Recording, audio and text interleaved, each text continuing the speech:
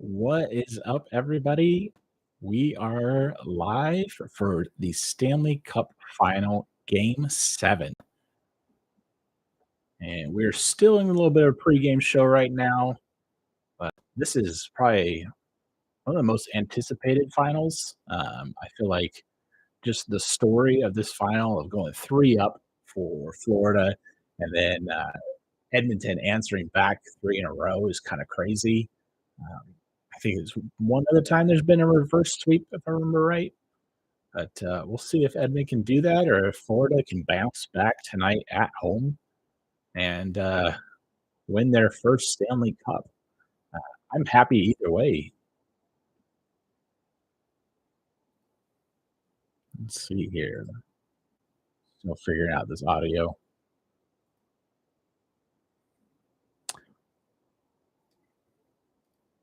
There we go.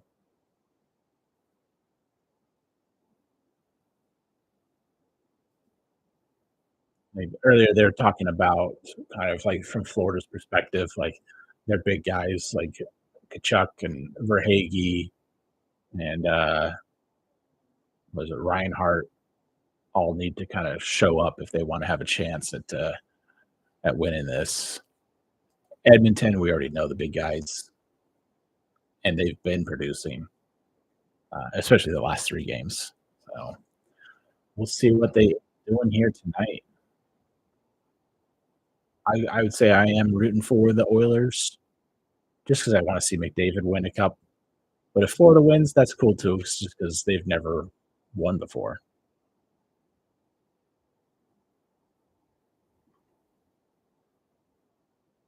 And they're showing all the past Stanley Cup champions tossing their sticks and gloves in the air, like right at the end of the game. It's a cool moment.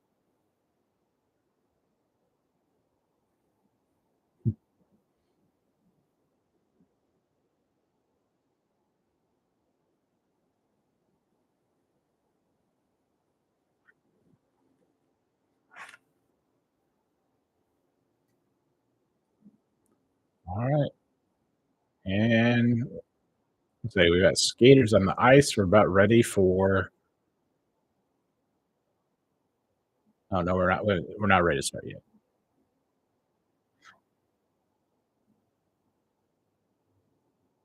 Looks like we still got national anthems.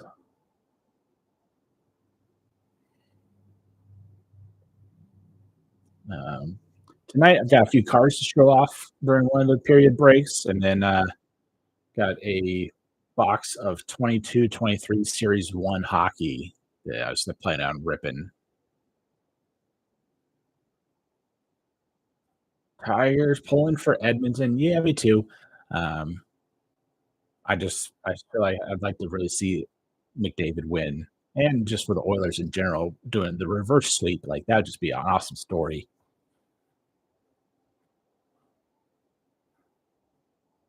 Hey, what's up, Perch? Thanks for stopping by. Good luck to the Oilers. Go Oilers. Yeah, we'll see. I mean, they've been on a roll. I feel like Edmonton, even though Edmonton's on the road, we're in Sunrise. I feel like just momentum's a huge thing, and I feel like they've got that little edge just because of the last 3 games, even though they're on the road.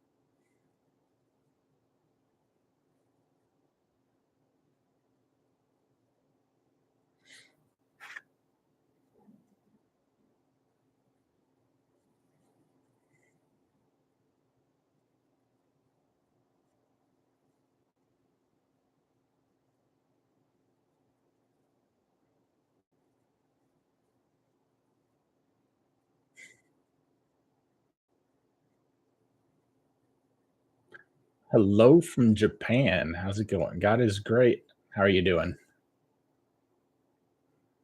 Thanks for stopping by. It was funny. The Canadian national anthem there, the crowd and the singer, they were both off a little bit. Like the crowd was getting ahead of her.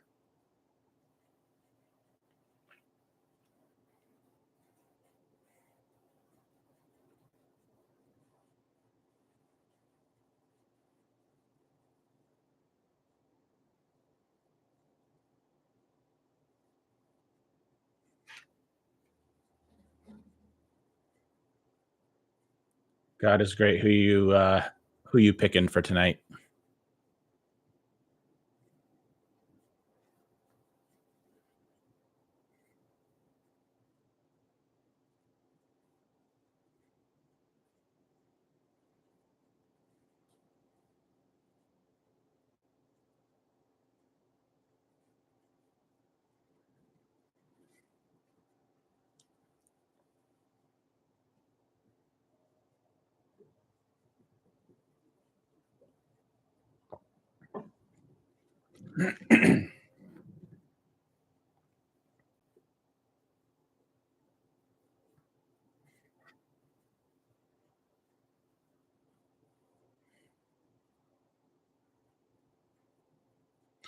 Yeah, it does. Red, white, and blue on the ice. It's kind of cool what they've done the last few years now with the projection on the ice. I think it's pretty cool looking.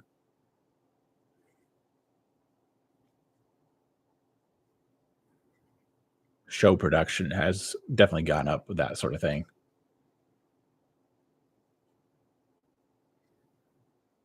And our national anthems are done. We're just about ready to go here.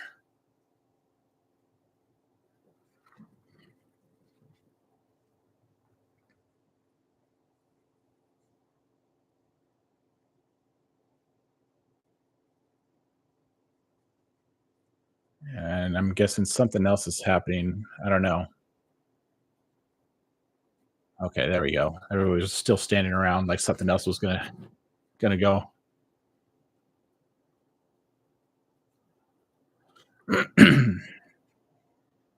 They're showing Luongo. Guess he's gonna get the Florida Panthers started with the drum here, and he is into it.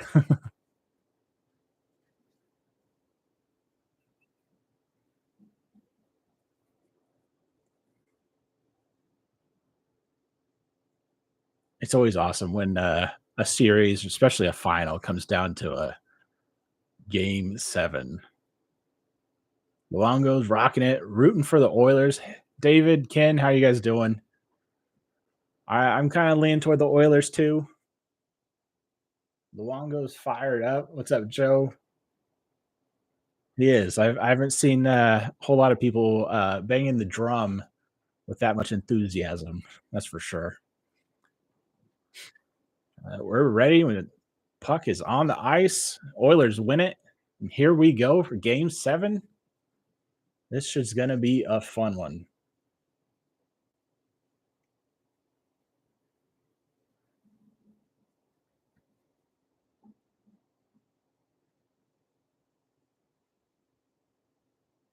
For those of you just joining, I've got a couple stacks of cards here to show off some recent pickups. Probably going to go through that on one of the period breaks.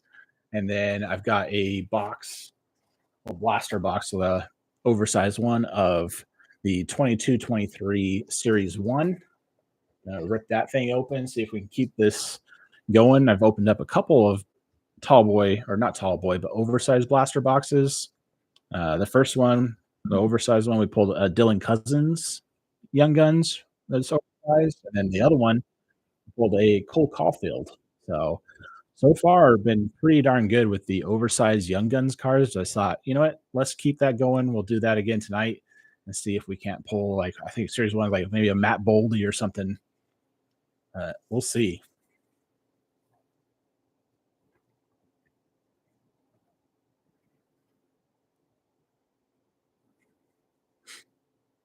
Oh, almost a good.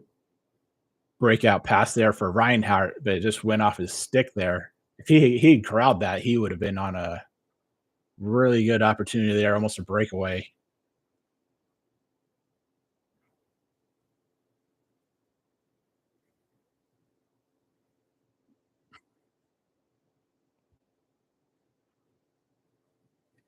Let's see where we're at here. This poll and and the poll here was showing 57% people were voting for the Panthers, 42% for Edmonton. So let's see what happens here. And Florida fans are into it. They're loud. Oh, it's kind of a weird loose puck that Bobrovsky had to cover up. And there's some. Well, we got a whistle here. Just for the finals, it was time. It was starting to get long. Appreciate it, Ken. Uh, Getting a little shaggy. Yeah, looks like we got a cross-checking maybe against Edmonton. Warren Fogle in the box. So power play for Florida, which means I don't know, maybe a waste of 2 minutes. That seems to be the. Oh yeah, right in the face. That'll do it. We'll see if Florida can capitalize, but Edmonton, they've just been phenomenal on the PK. It's just been ridiculous. It's like 45 of 46 or something like that. And all their last penalties here, I think it was 45 of 46, if I remember right. We'll face off to the right of Skinner, and the ref forgot to drop the puck.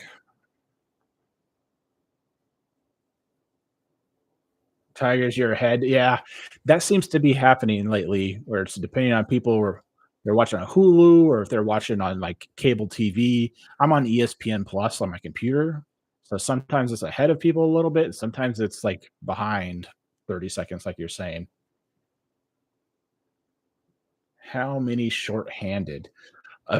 I wouldn't be surprised if Edmonton gets a shorty. I feel like lately Florida pinching defensively in the neutral zone, and sometimes it works, and sometimes it's led to breakaways and good opportunities. ABC is about 30 seconds ahead. David's behind like 10 seconds. Okay.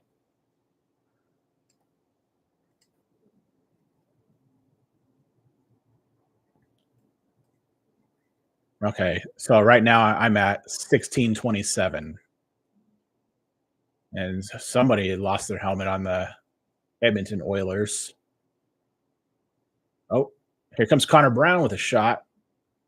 16:14. Yeah, that's where I'm at now too. I think it just updated. I think it was just like earlier in the broadcast, I had a little spinning wheel death for a second, and it just kind of jumped a little bit there for some reason. So all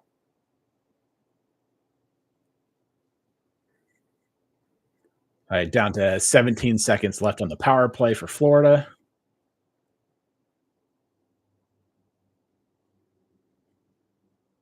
Sounds like we're right on. Okay, cool. That's always nice. It's always weird when you're listening to something else and you're off by 10, 20 seconds, and then you're like, goal. And you're like, wait, when, where? Penalty is over. Oh my goodness. Florida scores first with a deflection. I think it was Rodriguez to Verhage. And Florida fans are on their feet. Yeah, Verhage with a tip. Nothing Skinner can do about that one. Let's see this replay. It's like from the point. Goal for Verhage. Okay, yeah. Oh yeah, he just oh my gosh. It just looks like a harmless little like centering pass. Like that was going wide. And Verhage's just like, oh, I'll tip this back off the heel of his stick. Oh, through the legs. Oh my goodness. Just had to wait for the power play to be over. Yeah, of course. The redirection is crazy, looking like Joe Pavelski there. Just able to see that and tip it wherever he wants to put it. And right in 5 hole for Florida with the 1-0 lead. Let's see if they can hang on to this or if Edmonton answers back. That's a little start that Florida definitely needed. Oh, almost a little breakaway there for Edmonton if that pass was broken up.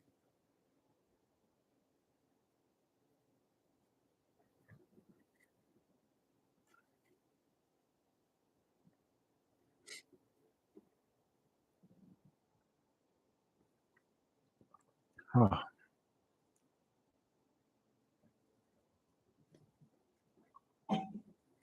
Got the green tea again today. Allergies have been bothering me. This stuff's still blooming here.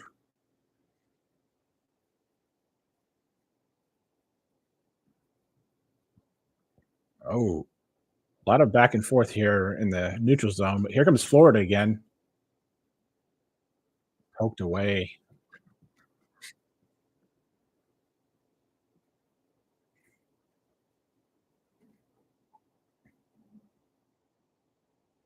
Florida keeping its zone pressure here.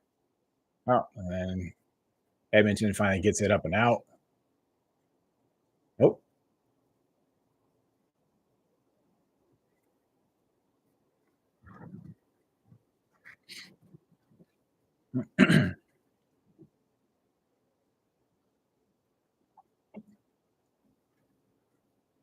yeah, we haven't had a whole lot of stoppages here.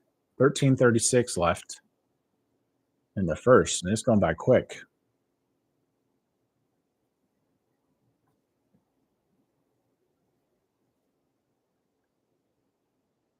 And Florida's dumping, but they're going after it now.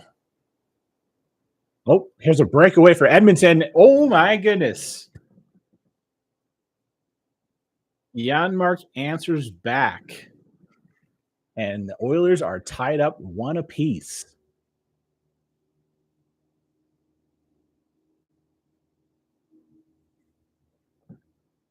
Tyler says yes. Let's see what happened here. If Florida was trying to pinch again in the neutral zone too hard, oh, he's just behind the defense. He's just hugging the blue line, and Yarmark has a breakaway, gets it over the pad. I don't know if it's off his leg and blocker. Let's say right just between the two. The breakaways have been a killer. Didn't take long. Yeah. I feel like Edmonton's had like a breakaway goal almost every game now.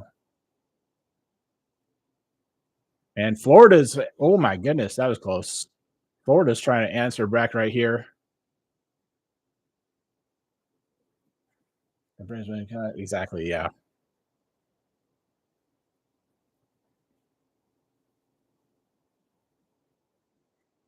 It got a little quieter in the stands there. Oh, Forthland almost lost that, and we almost had another breakaway there. Can Florida didn't used to allow breakaway goals? Yeah.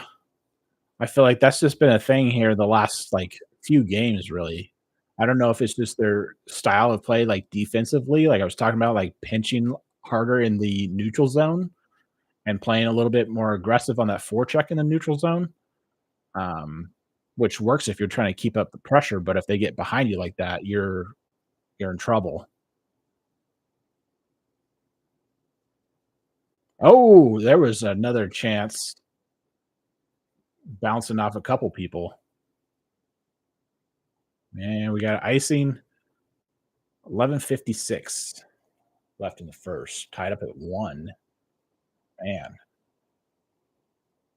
it's been a fun, fast first period, that's for sure. I feel like this one's probably gonna be a lot closer. I don't think we're gonna have any blowout either way.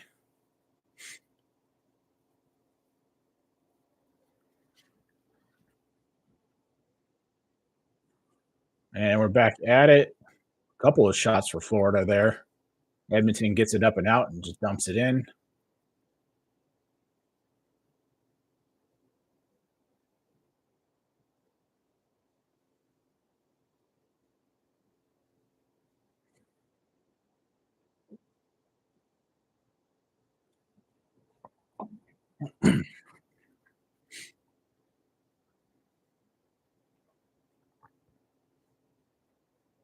I forget who it was. I think was it Bobrovsky not practicing? I saw some article about it. I think it was Bobrovsky not practicing when he's in and everything, but I don't know if he's just taking maintenance day.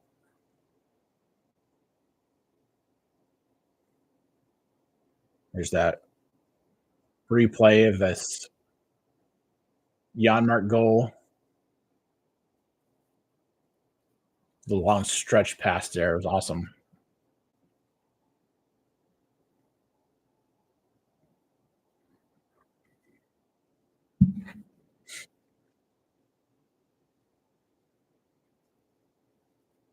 Yeah. Thought he was injured. Everyone speculated. I'm sure everybody's injured to some degree. I'm guessing he was just like, you know what, you got to take a little maintenance day, take care of the body. But you never know. I feel like always after the season is over, you always hear about all these different people like, oh, I tore this, I've got this fractured arm here, and there's all kinds of injuries that come out after the season's over. There's so many guys are playing hurt. Offensive zone time is more than double for Florida. They've been putting on a lot of pressure so far the first year.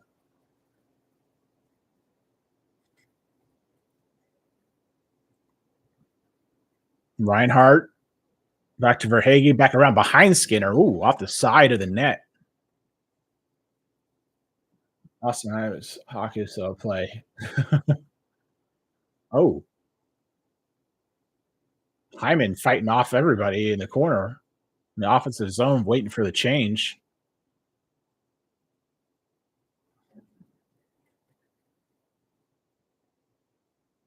Oh, Bouchard's shot. Yeah, hit his own teammate in the back of the leg. Ekholm with it. Oh, Bobrovsky with another save. Edmonton keeps it in. Back up to the point. They've been in a zone fair for a while now.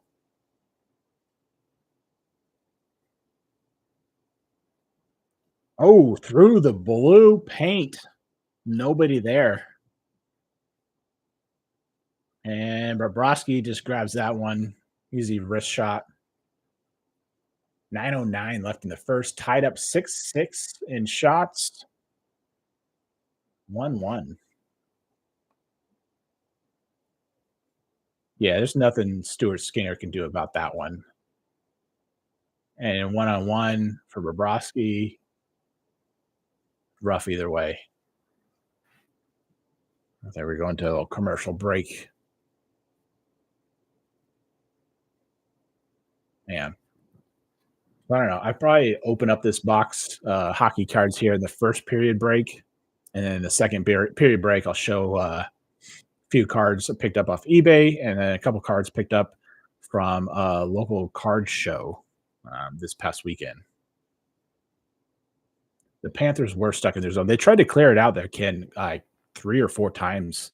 And the Oilers D kept just getting to the puck and keeping it in.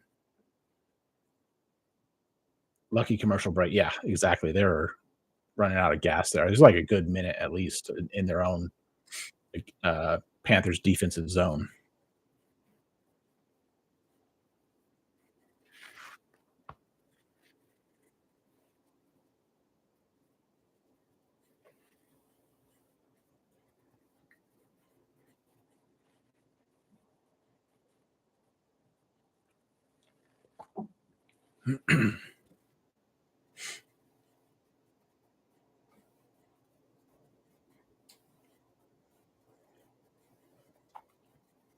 I think this is probably the first draft in quite a while that I'm actually looking forward to watching, just because of the location. I haven't really seen a whole lot in the Sphere, um, but I'm kind of looking forward to see what they do with that and that technology and stuff for the NHL draft. So probably do a video on that.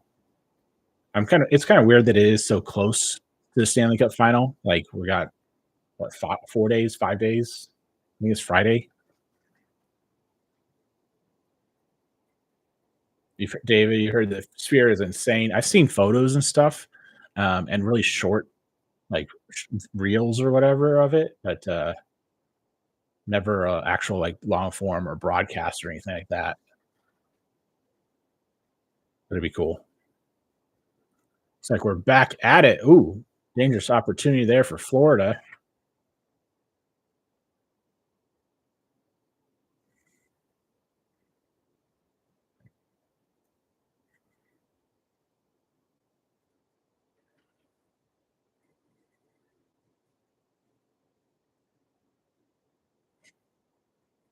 Edmonton finally takes over in their own zone.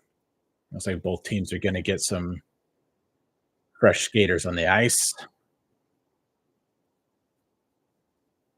Florida fans are booing while they make changes. Edmonton's just holding on to it, and there's some offsides by a lot.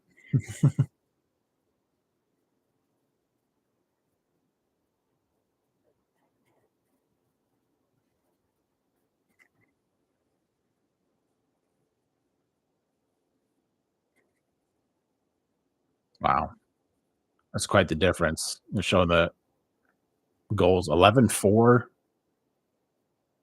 It's just like two different series. The first three games versus the second three games. Edmonton wins it back to their own zone, sitting behind Skinner again. Here comes Draisaitl. Back up to the point. Oh, off the side of the net behind Bobrovsky. Oh, and they clear it out. I blame Bettman. That is the answer. But one thing that I feel like has gotten better is I still don't like it, but the digital ads have gotten better quality. I feel like when they first rolled out those ads on the boards, um, there was just people disappearing and puck disappearing. It was just a mess. I still don't like them, but I feel like it's gotten that part of the ads have gotten better.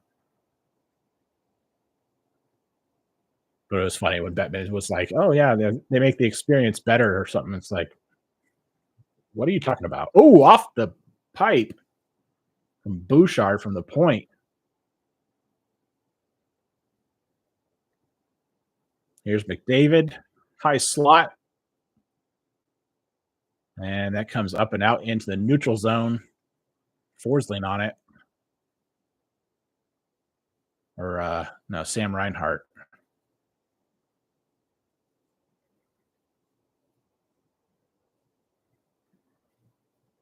And the puck is just stuck in the corner.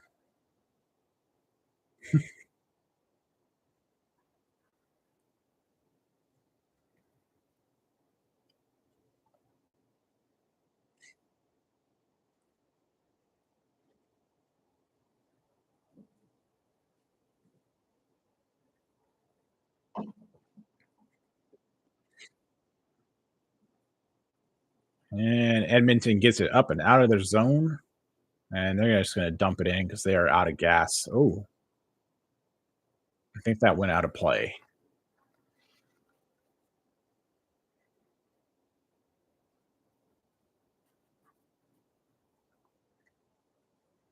Oh, man. Showing that replay of the Bouchard shot. A couple inches the other way. That's in.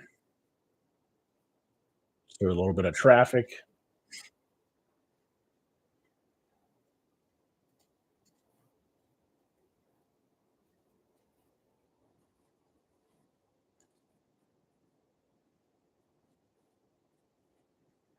And we're going to commercial break here.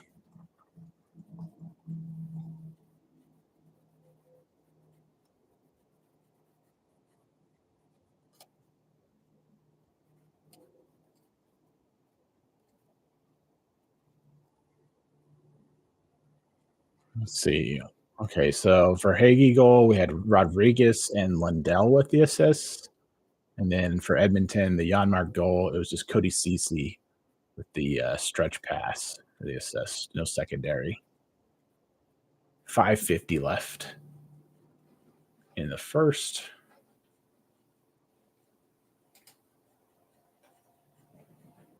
And we're still at commercial.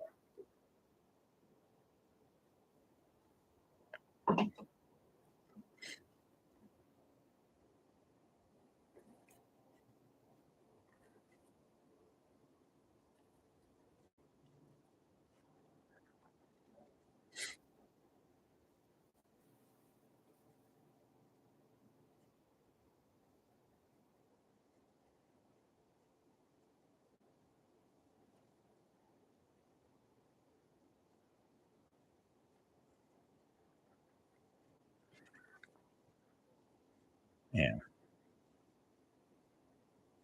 It's crazy. They're showing that replay for Verhaeghe's goal. I don't know how you. I don't know how much of that is skill and how much of that is luck. Because that's just crazy. It's just this long shot through traffic, and you just get the right piece of it, and you just put it 5-hole. Like how? And we have center ice face off, won by Florida. They're gonna dump it up and in, but it comes back up to the neutral zone.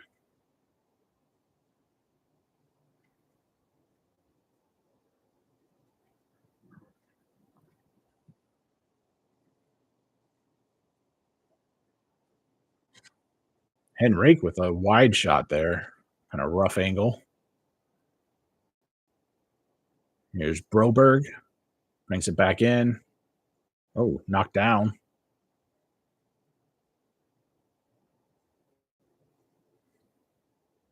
CC dumps it in back behind Bobrovsky. Oh, nobody there, and Bobrovsky covers that up. 5:02.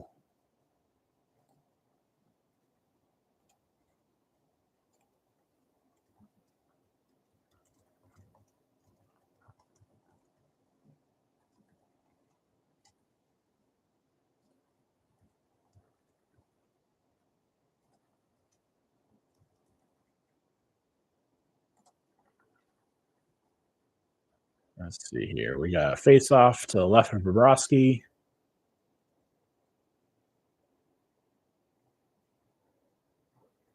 We got something on the ice the ref is picking up.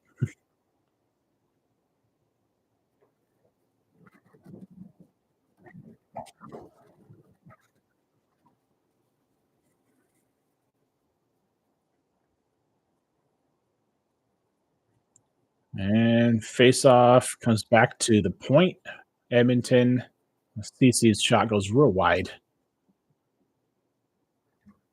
Back up to CC. Oh, Florida able to recover, and get that up and out all the way into the zone. With a shot that was deflected wide.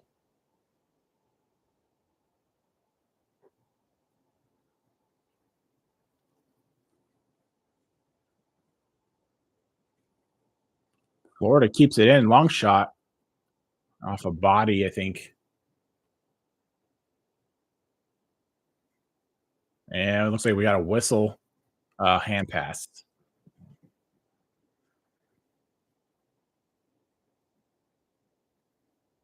Man. Okay, I guess we're going to another commercial break after what, 30 seconds of gameplay? That's weird. It's like we just came back from a commercial break. Yep, we're going back to commercial. Okay.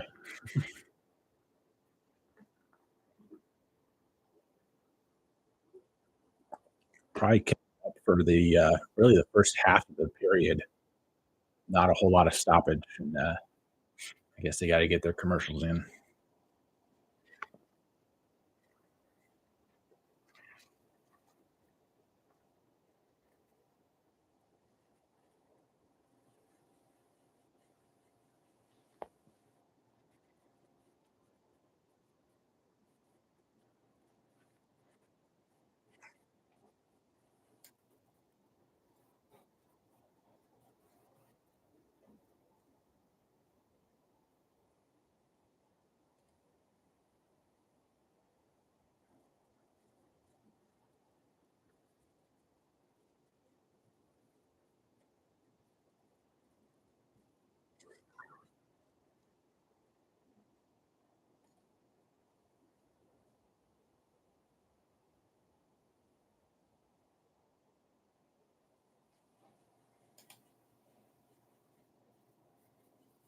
right, back from commercial. Sort of. There we go.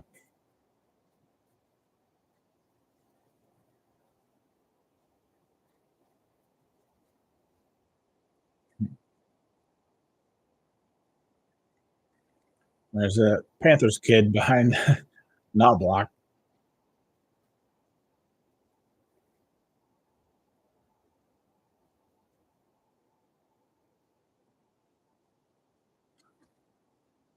All right, we got face off in the neutral zone. Florida wins it. Back to the D, and they dump it in. Skinner plays it up and around, tries to get it out. Doesn't. Broberg does. And they send it up and in to Bobrovsky.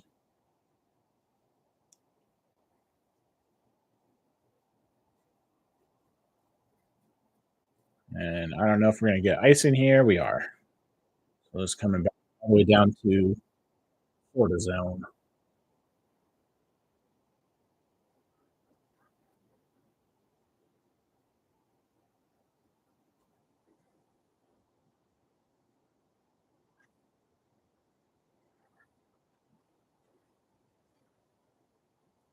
All right.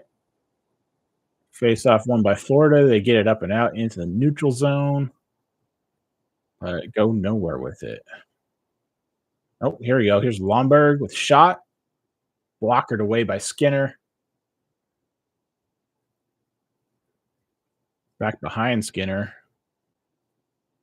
Oh, Forsland with a good slap shot there.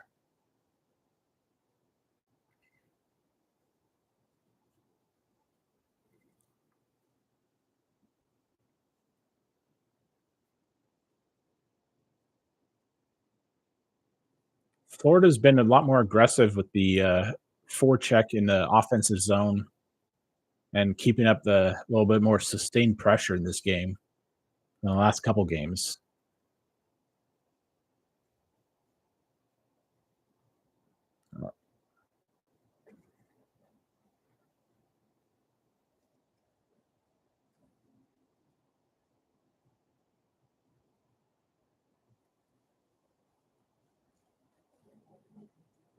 Yeah. Cameraman keeps losing it. There we go.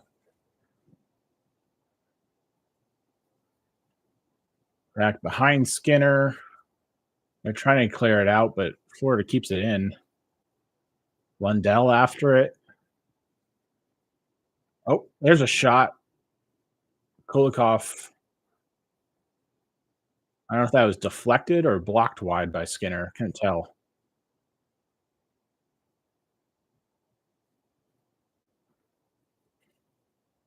And Edmonton tries to get it out. Florida keeping it in. There we go.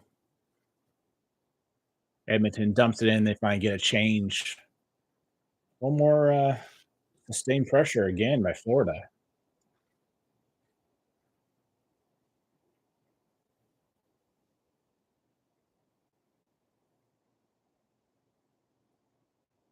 And Fogle sends it up.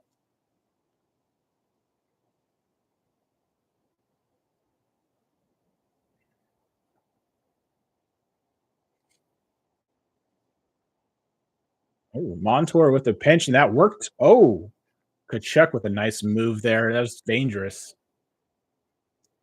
But I think that went high. I don't know if that went off Skinner or if he just roofed it and went up and over and out of play.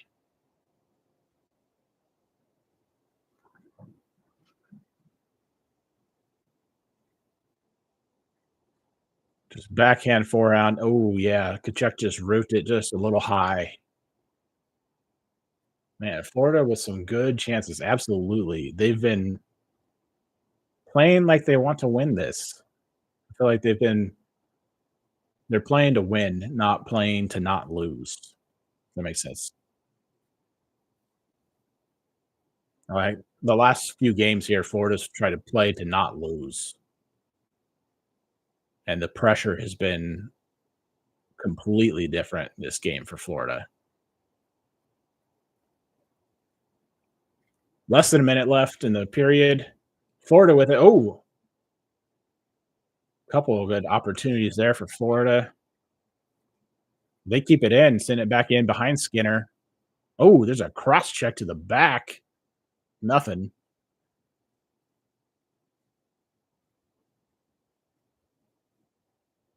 And Edmonton gets it up and out. Here's a little foot race. Less than 30 seconds.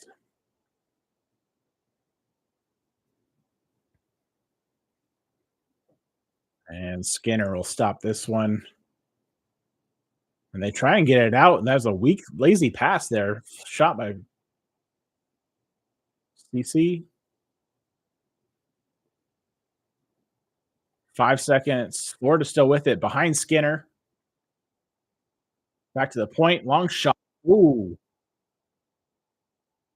That was close. Wow. So it looks like we're going to go into the second period. Quick first round, absolutely. That flew by. I feel like there was like what, like 6, 7 whistles the entire period. The first half of this first period, there's like one whistle. It was just crazy. Yeah, we're going 1-1 going into the second. That was a great start to the game. 7 shots on goal for Florida, 6 shots on goal for Edmonton. Let's see if anything else really stand out. Oh, hits. 7 hits for Edmonton, 19 for Florida. Takeaways, giveaways, both favoring Florida. Even though we got even up on the points here, I feel like Florida's kind of tilted the ice here a little bit. And sustained pressure has been in Florida's favor too. Everyone catch your breath. It's a 1-1 game.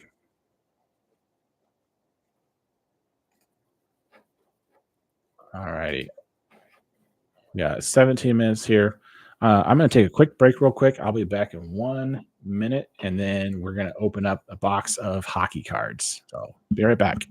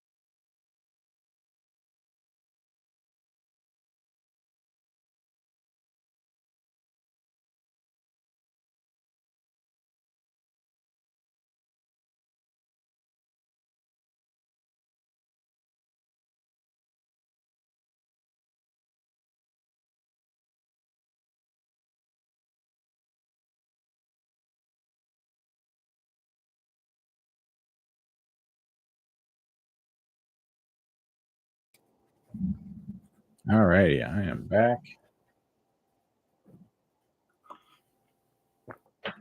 Let's see here. Well, like I said earlier, 22-23 Series 1 blaster. So Let's grab some top loaders and penny sleeves. And let's rip this thing open.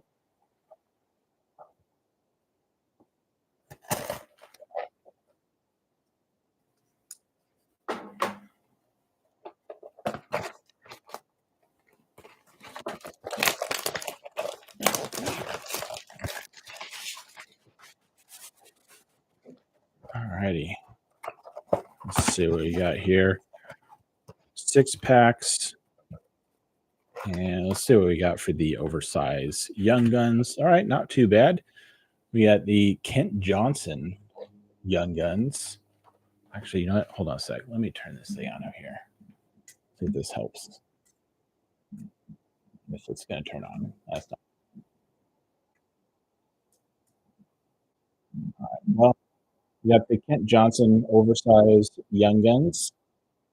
Not too bad. It's not the Matt Boldy or anything, but that's all right. And then we've got our 6-pack cards. We'll start off first pack.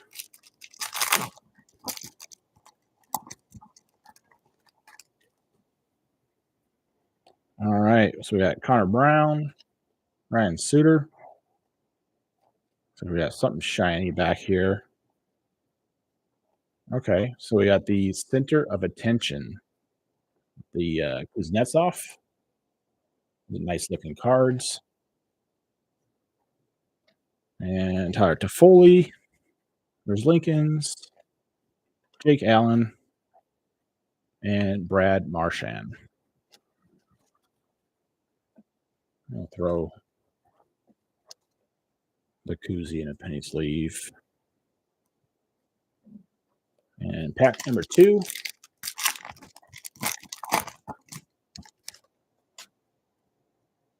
All right, so we got the Kyle Palmieri,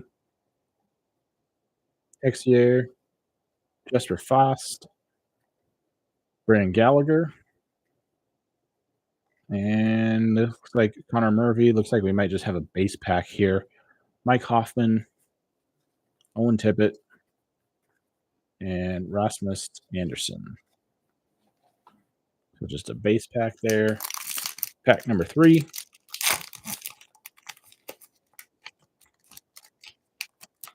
This one's being stubborn. All right, Sonny Milano, Olofsson, behind Ehlers here. Base pack. Villiers. Looks like, oh, here we go. Wow. Vladislav Kolyanichuk. Not sure how that name's pronounced. Coyotes. We got our first Young Guns besides the oversized one. And there's Mason Marchment, Lindblom, and Kyler Yamamoto. Put this Young Guns in a penny sleeve and a top loader. I'll have to check and see if I have this guy or not. I haven't completed the 22-23 Young Guns checklist. I am building all the Young Guns out, but still working on older sets right now, mostly. Pack number 4. Let's see if we can get one more Young Guns out of this box. Carlson, Lucas Raymond, got Colson, and we got a canvas, Karel Vejmelka. Man, look at the jersey there. That's pretty cool.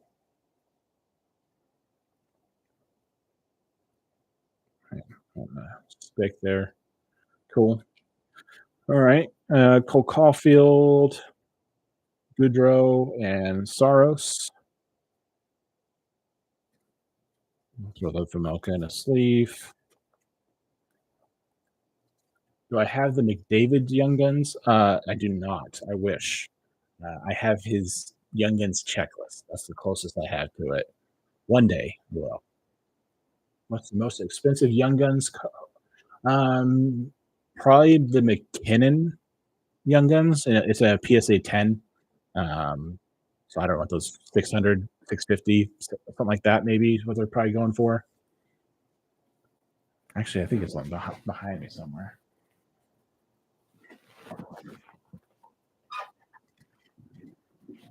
There's the McKinnon PSA 10. I bought this. Was it last summer? I paid $515 for it, so I was happy about that off of eBay.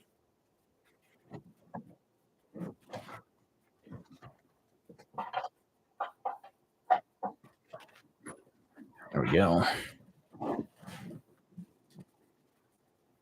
Let's see here. Okay, we got 2 more packs.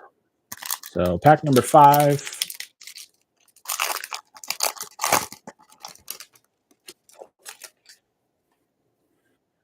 All right, can we get one more Young Guns out of here? Philip Kershev, Brady Shea, and there's a Stuart Skinner, which I feel like that photo needs to be on a canvas card. I feel like the UD canvas cards have like better photography like this one. And then Stolar, same kind of thing. Just missed it. Which Young Guns was that? It is. Let's see here. Vladislav Kolevchinov. I'm gonna just butcher that name. With the Coyotes, and then the oversized Young Guns was the Kent Johnson. Just the slabbed one. Oh, that was the Nathan McKinnon back here on the wall. The McKinnon Young Guns. And Mangiapane. Looks like we just got another base pack here. Suter and Eric Johnson. First Avalanche card of the pack or the box. Slabbed one, sweet. Yeah. Last pack. Let's see. Can we pull one more Young Guns? I think we got a 50-50 chance here. So I think it's 1 in 4 packs. So out of 6, we got kind of a half chance of 2 Young Guns. All right. Tanner Jeannot, Arvidsson. There's a Sammy G. And Karel Vejmelka. And then, nope, looks like we got a Dazzlers green, Austin Matthews. You know, some people like that, don't. I enjoy them. I think they're cool. Killorn, Yanni Hakanpää, and Anthony Mantha. Nice, Austin. Thanks. Yeah. So put that one in a sleeve. So just 1 Young Guns, or 1 regular Young Gun, and then the oversized Kent Johnson Young Gun. So not too bad, but nothing crazy to write home about. That's for sure. Let's see here. I'm gonna clean up a little bit.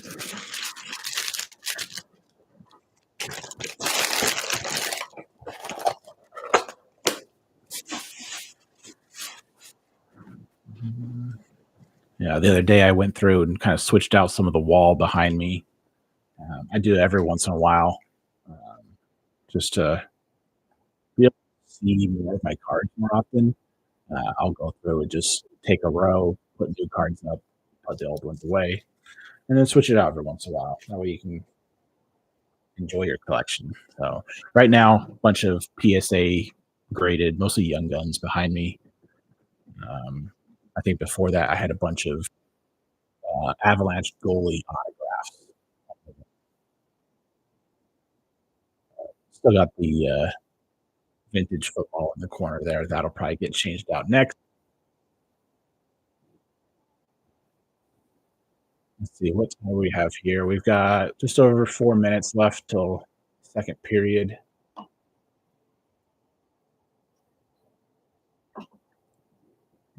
Down here.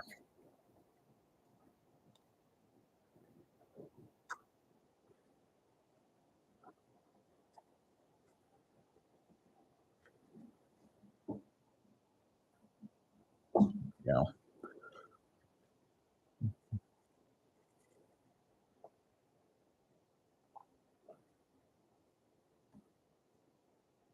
See, you pick up that Maze 64 Giants SP yet? No, I wish. There is one that I picked up, not a Maze, but I went to a show. I forget where it was. It was out just outside of. Oh shoot! Now I gotta look it up. What was that called? It's somewhere I've never been before here in East Tennessee. Let me pull it up here because I'm gonna butcher it.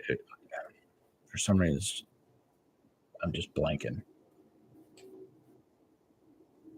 It was past Morristown. Oh, it was in Greenville, so it was about an hour and a half from here.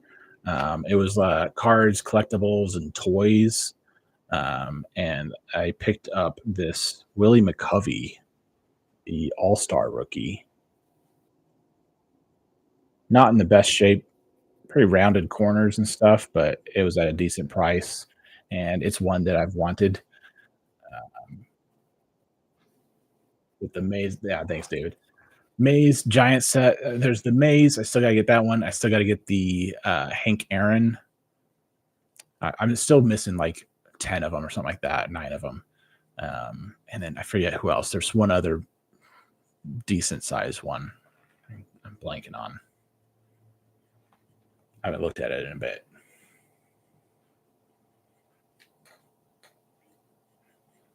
He used to have a McCovey rookie and a PSA 4. The standard one or the All Star. Thanks, Tigers.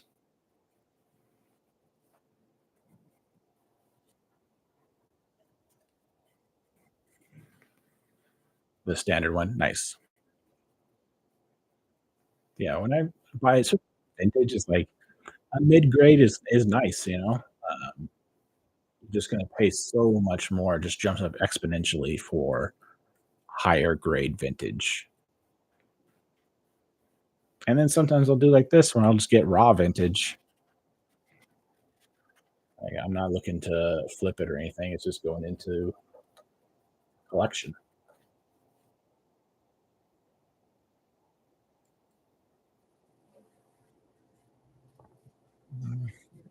And I picked up a couple hockey cards at that show, and then a few more baseball cards, a little stack of football cards.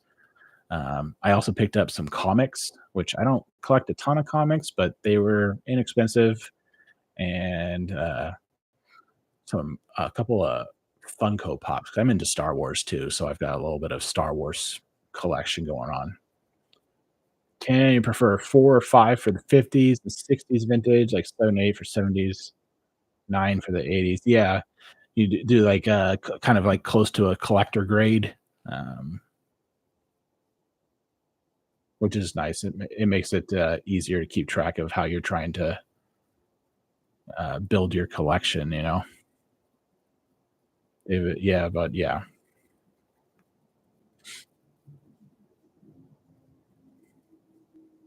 Yeah, I'm, kinda the same way, like, with the 51 Bowman football, um, most of them are 4, 5, and 6, so kind of within that collector grade, but then I do have a couple cards that are, like, 2s and 3s, and the only reason I get some of those lower graded ones is because they look better, especially the front of the card, look better than what the numeric grade, that they're given, so that happens sometimes. And sometimes it's just what's going on the back of the card too.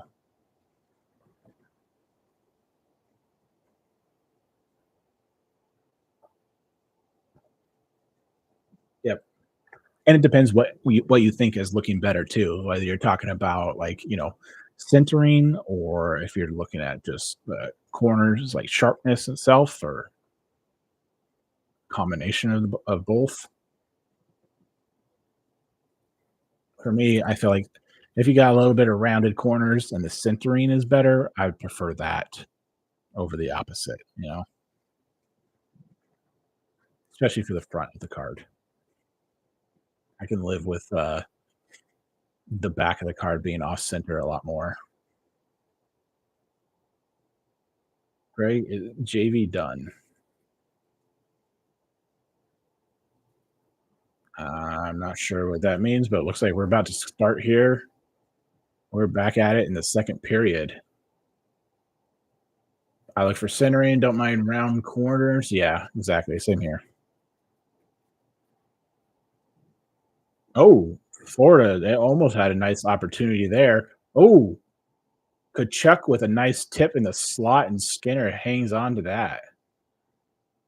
Here we go. Yep, same here, Ken. Okay, so we're on the same page with the kind of centering taking priority over the sharp corners.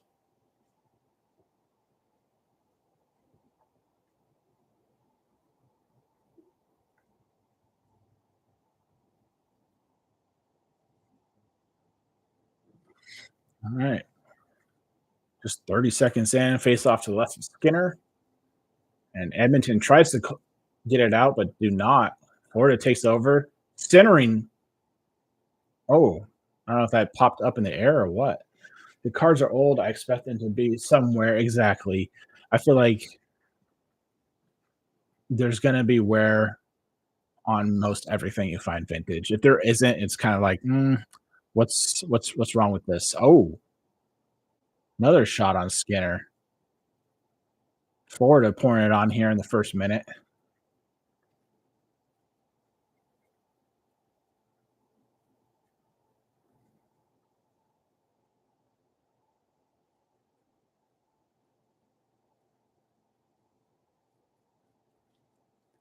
Edmonton clears it up and out. I'm swinging the bat this weekend. Hopefully, it doesn't come back.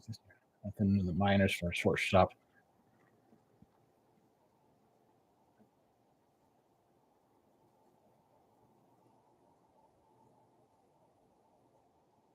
There we go. Skinner tries to clear it out and does. And no ice. I don't know if that went off a Florida body.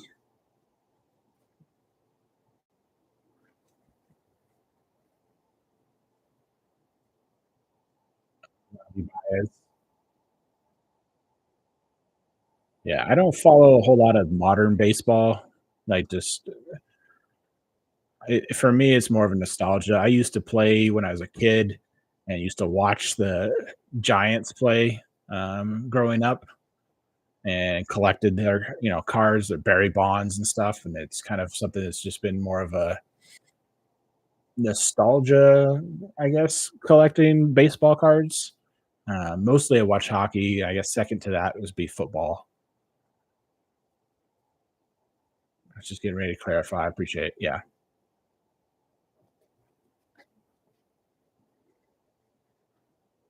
What area are you a Giants fan? Mostly steroid era.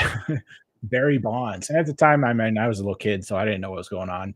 I was just like, man, that guy can hit the ball a lot and hit it far and hit a lot of home runs. So there's that, and then the whole Mark McGuire and Sammy Sosa, and just this crazy race and hype around home run records every year for a little while. But it was fun to watch. It was fun because also I was playing baseball at the time, and people, all my friends were playing baseball, so it was just kind of like into it. And then I think when I was 12, I first started playing hockey. So yeah, late 90s. Yeah, exactly. So I was born in 85. So that's about right. But yeah, when I was about 12 is when I first started playing roller hockey, and then got into hockey, just watching and stuff general. Oh, another good opportunity. Skinner's on the ice. He got run over. I don't know if we're getting something. Oh, we got tripping against Kachuk, I think.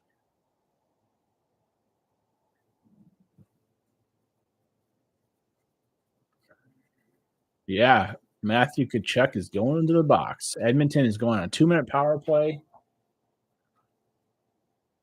I guess we had our Warren Fogle penalty. Now we got a Matthew Kachuk penalty. And then after that, I'm guessing the refs are going to put their whistles away because they're like, okay, we've given each team their penalty for the game, and now we are done. That'd be my guess, since that's just egregious.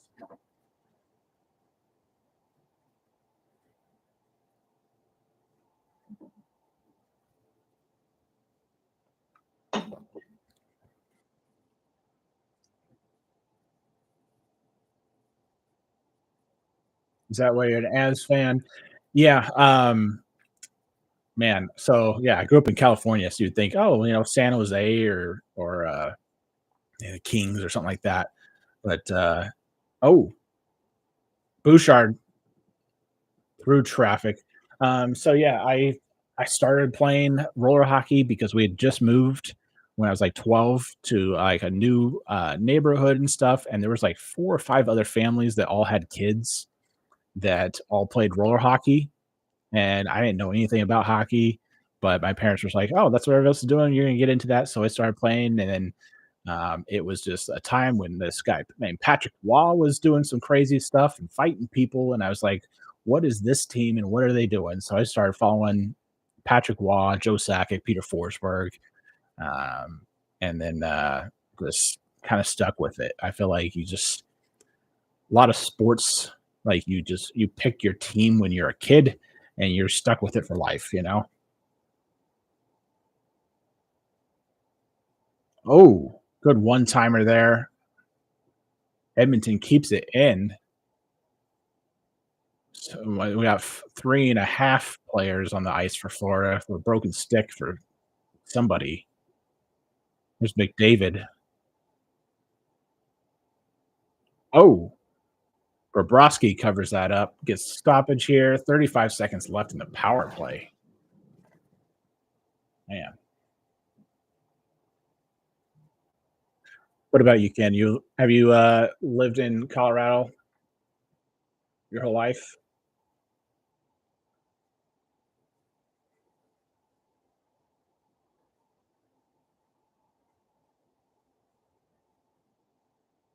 Nice, yeah, with the move from Quebec.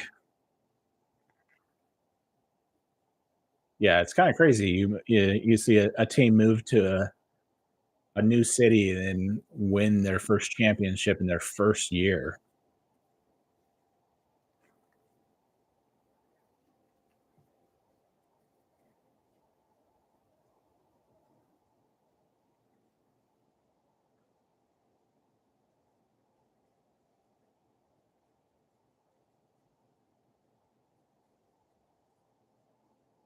Okay, original LA, North Cal in 85, Colorado 93. Nice. Yeah, I grew up in Northern California, moved to Florida for college and stayed there for a while. And then now I've been out here in Tennessee for 2.5, almost 3 years. Oh, a little pushing and shoving afterwards, but that penalty is over. Man, good PK there for Florida and especially Bobrovsky. I think he had 4 or 5 saves during that power play.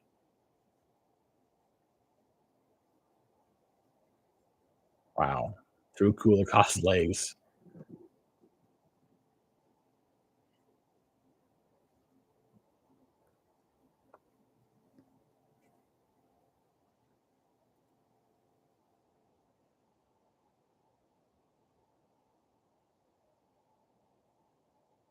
And looks like we got a little offsides here. Yeah.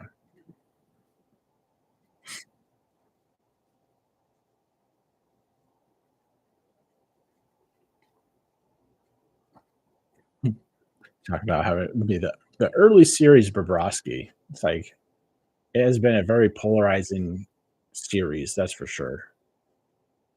I did not once it started, it's like I did not expect to go to game 7. I was like, I just hope it goes past game 4. And it did.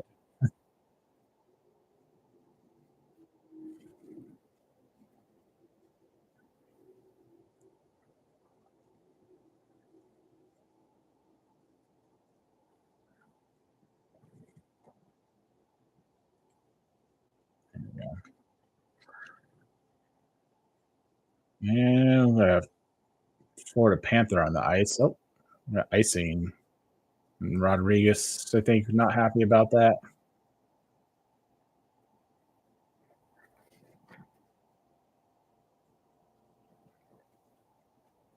Thursday awards show. Okay.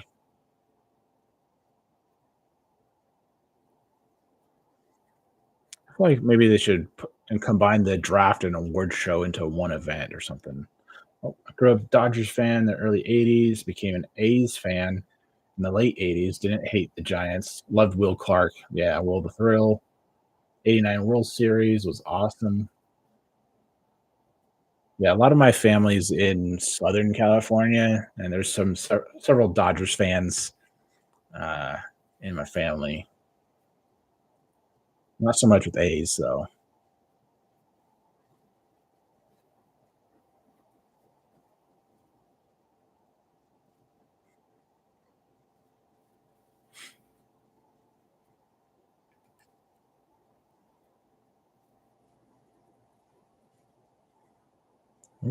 There's a centering pass for Edmonton. Bobrovsky just hangs on. Man, wait, we're going to another commercial break after that? I feel like we just went to a commercial, and then they had like 12 seconds of gameplay, and they're like, "Yep, let's go to another commercial." Did they announce the awards for NHL on Thursday? Yes, they do. Yeah, they said it's Thursday night for the awards, and then Friday's the draft.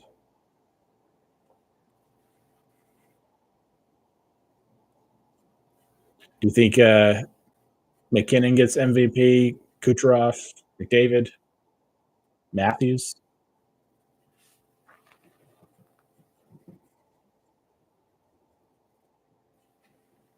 It's kind of a crazy year for several people. I think. I think the MVP, like NHL MVP for the regular season, could be three or four different guys, and it'd be okay and deserved.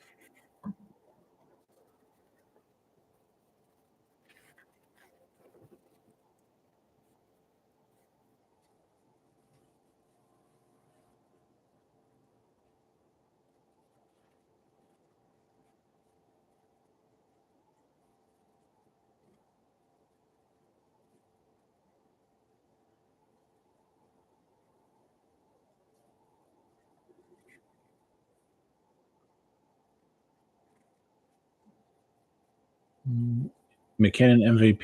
He's Canadian. They always get preferential treatment to Russians. I feel like that's true. I wonder if there's. I know it's like it's just regular season, but I wonder if there's still anything about someone like McDavid in the Stanley Cup Finals, and that's still fresh in people's minds. When they're making those votes, even though they're like, nope, just look at the regular season. I don't know how you can still not look at the postseason and look at McDavid's performance. I don't know where he's at, but it's got to be close to 40 points in the postseason now.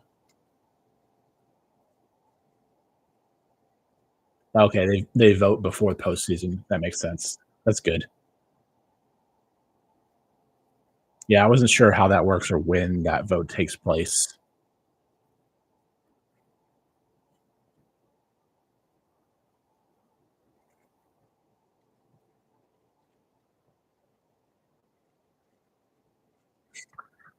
It'd be cool to see McKinnon get one. He deserves it. There's a little pushing and shoving afterwards. Lomberg take an extra shot. They announced finalists back in like March. Okay, makes sense.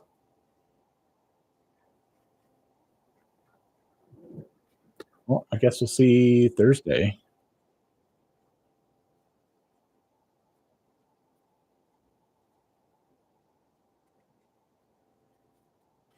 Hmm.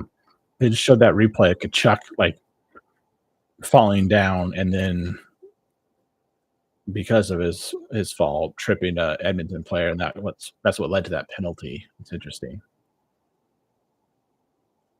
I guess they were saying he was flopping there. Florida tries to clear it out, doesn't. Drysaddle with it. Oh, he loses it, and Florida does get it out.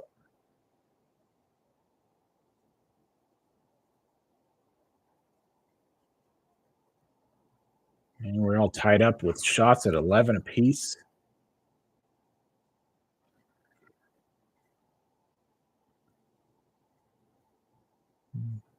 Oh, Ken, I don't know if you're still there. What do you think about this new like 3-on-3 professional league that's supposed to be happening?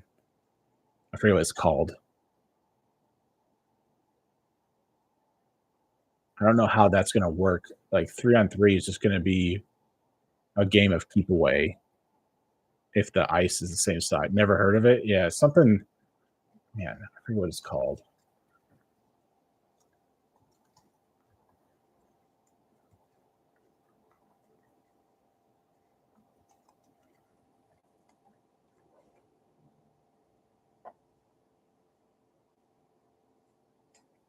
I saw who was it, Steve Dangle talk about it a while back, a couple months ago.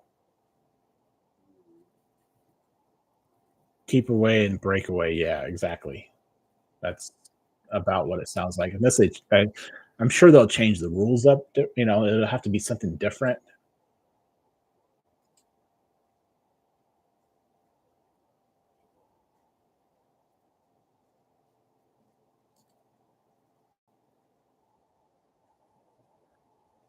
Three ice the league. What is three ice hockey? 3-on-3 hockey. I don't know. I have to look into that a little bit. Like 12 minutes left in the second. This move along pretty well too. I feel like a little bit slower than the first. A little bit more stoppage. Edmonton keeps it in this time. A little sustained pressure here.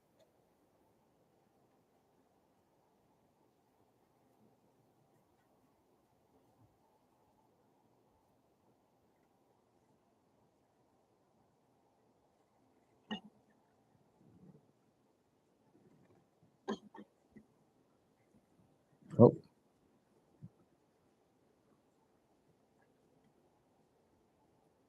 man. They're still not getting out. And Edmonton keeps it in. Yep, they do.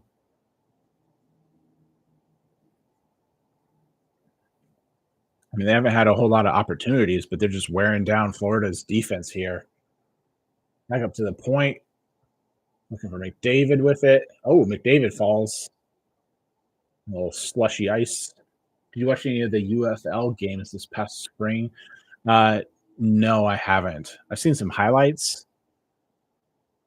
Oh, there's a slap shot for Ekholm as Bobrovsky hangs on. Have you what about you? Have you watched them or I know it's a little bit different from like, your regular NFL.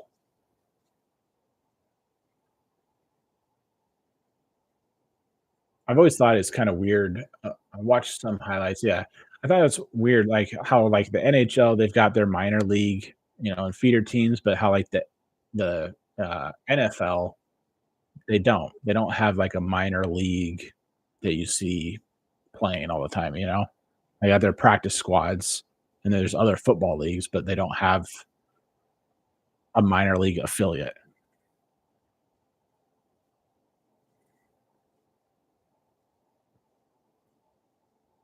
College is their minor leagues now. Yeah, basically.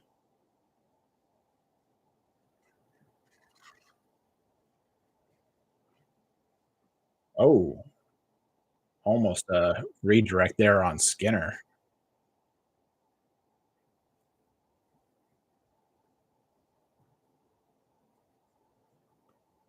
It's McLeod. Oh,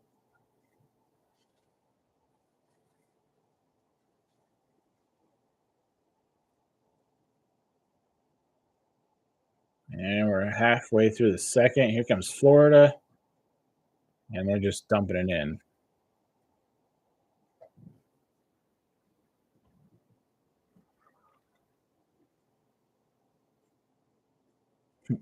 Corey Perry feels like he's 25. UFOs could become the minor leagues of football. Yeah, I mean they could use it. That's for sure.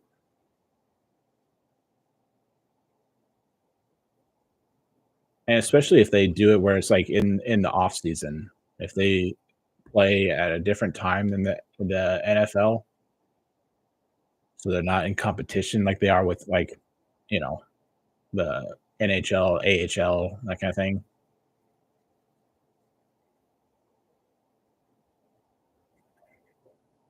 Oh, Nurse upends Kachuk is on the ice, and there's like, nope, that's fine. I think the refs already called their two penalties for this game, and now they're done with that. Throw the whistles away.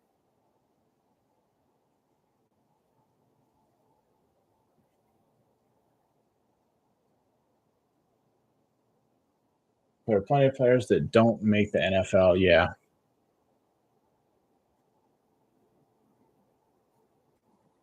Oh, Florida with another opportunity here.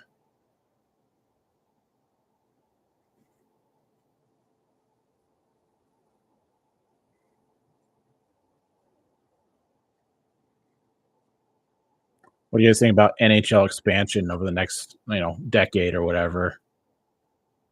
I know that's been a topic of bringing in, like another four teams or something over the next, what was it, 8 years or 10 years or something. Oh, Verhage with a shot.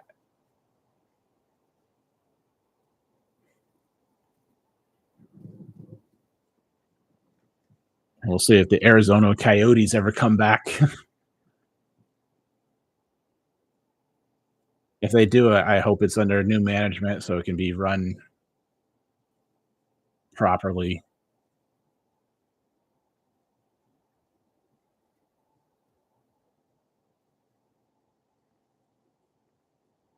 A little cycle here with Edmonton. Oh, Draisaitl to the point. Back to Draisaitl, a little space. There's a shot off a body. Oh, maybe Bobrovsky got a piece of that. I thought I hit a defender in front.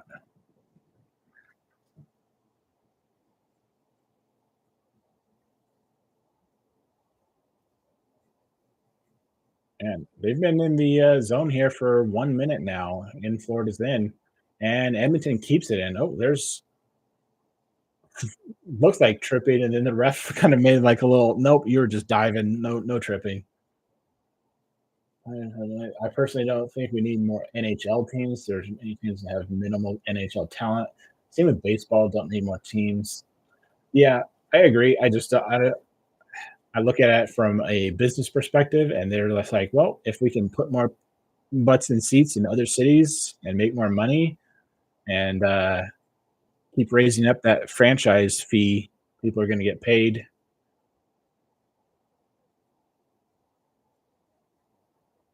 Baseball, don't need more teams. I don't know if they were talking about expansion for baseball as much.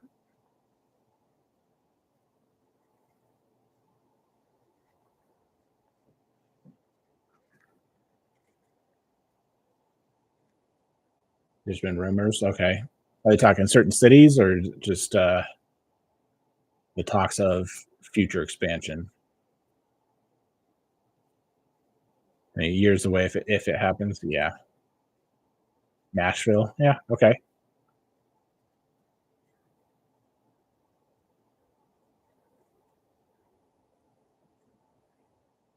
Two more teams for baseball. Nashville is on the list.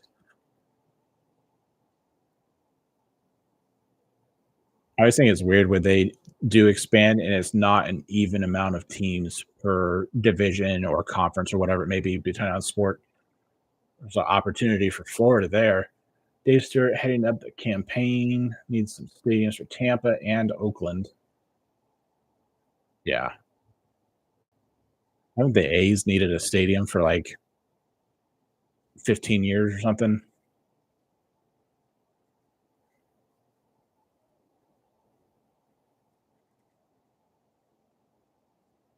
Oh my goodness. There was a floating puck right in the blue paint. Edmonton almost had another one there. Here comes Florida with a shot for Reinhart, glove side, and Florida takes the lead. Wow. 2-1 Florida, 4:49 left in the second. and the crowd woke up again. It was getting kind of quiet there.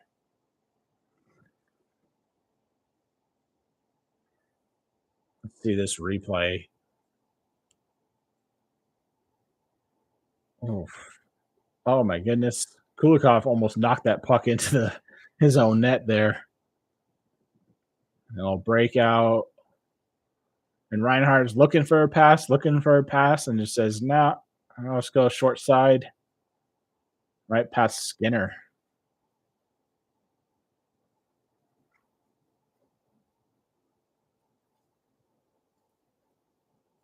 Well, there we go. Sam Reinhart. I don't know if anybody got an assist off of that.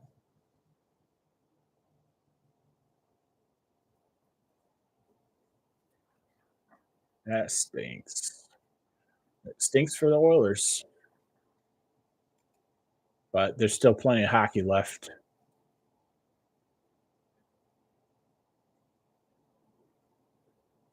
.444 left in the second here. And Florida Panthers are making some noise. So, yeah, Reinhardt's goal. We got Verhaeghe and Kulikov with the assists. Oh, Stinlin with a chance there. Oh, my goodness. If you're Stuart Skinner, get back in the net. What are you doing? Wow.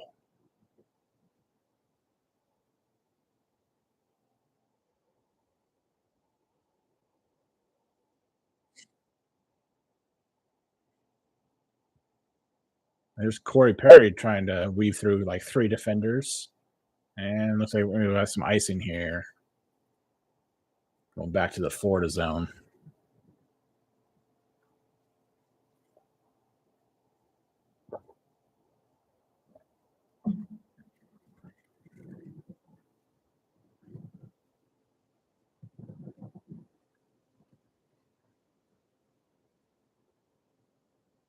Wow.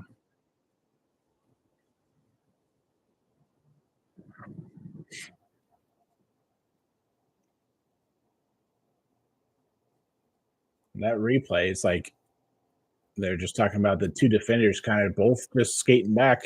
It didn't look like there was a screen there, but there was just a lot of time for Reinhardt to set up his shot there. Here comes Draisaitl through the neutral zone, drop pass to McDavid, back to Draisaitl. Wow.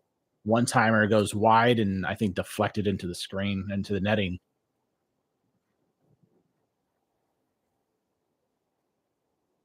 Looks like we're going to go to a little commercial break here.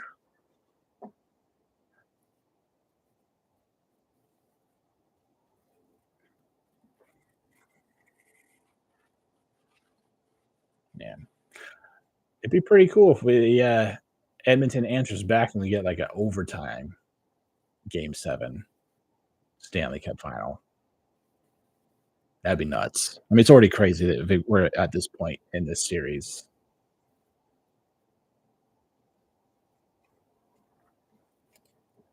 Let's check stats here.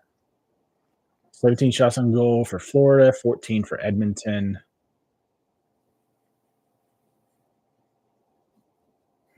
Let's see. Hits 11 for Edmonton, 25 for Florida. I guess a lot of that's on the forecheck. And dude, that would be awesome. It would be. It would be crazy.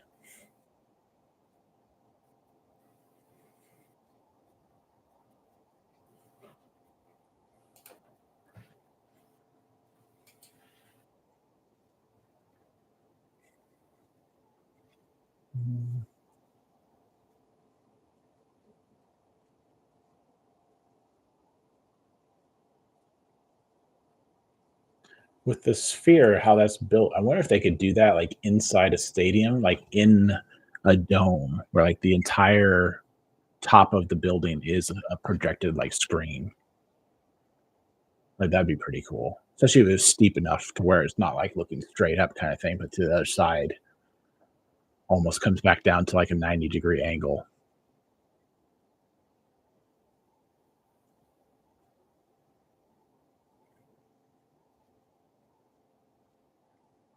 All right, so we're gonna be back at it. Staying for A's plan for something like that. Okay, that'd be cool. Instead of just like a center uh, display right over center ice, if it was just the entire dome of the stadium.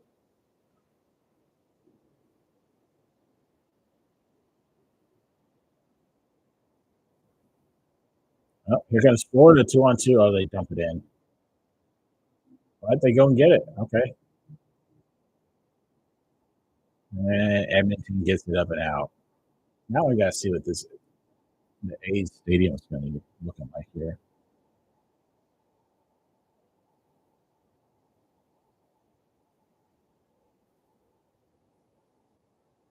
Oh wow, okay. So it's kind of like underneath a giant arch looking kind of display, which is kind of cool because it's like partially covered. That'd be sweet if it turns out like that. That's awesome looking.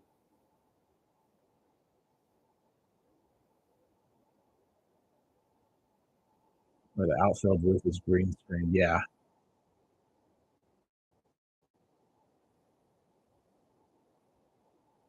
Yep. Yeah. Reach out to the taxpayers and be like, we need you to pay for this, but then they don't get anything for it. Like, okay, are the people of that city or state going to be our owners? Probably not. Less than 2 minutes left in the second period.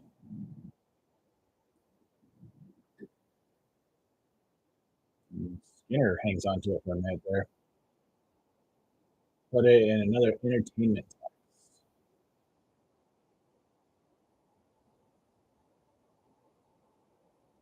Oh, Edmonton with a little turnover here, or Florida turned it over, but they can make anything happen with it. Kulikov with a strong shot. Skinner hangs on. Or they will pony up, and the A's ownership will continue to get the cheapest players available.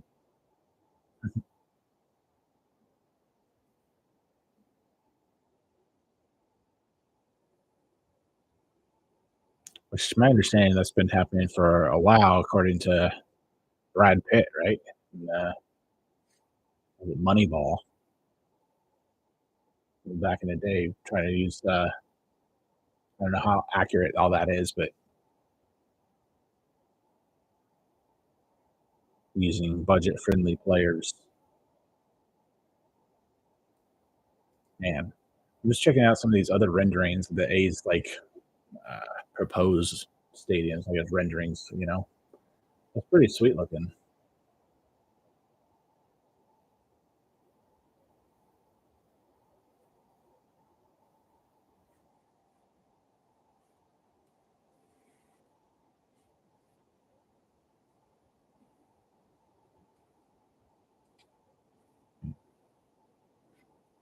Vegas citizens will not pay for a stadium. I hope they don't. Yeah, because it's supposed to be the A's are moving out of Oakland to Las Vegas, right? Or they haven't yet, but they're going to. Remember right? Which isn't that? Yeah, okay, correct. That seems kind of weird. You're like, hey, we're. It's almost like a relationship. Like, eventually, I'm going to break up with you, but not right now. It's like that's weird. Pretty awkward as a fan in Oakland. You're like, okay, you guys are leaving us soon. We're playing in minor league stadiums next year. Okay, in Oakland still or in Vegas?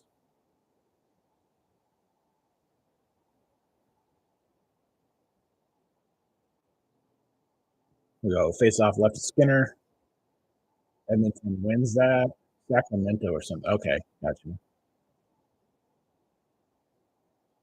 We're still in the vicinity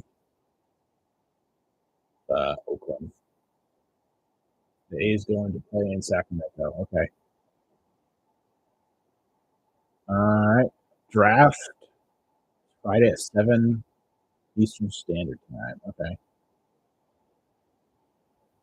PCL launching pad. What's a PCL?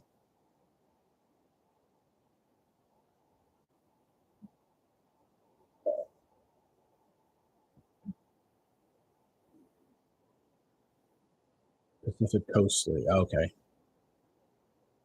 Like a minor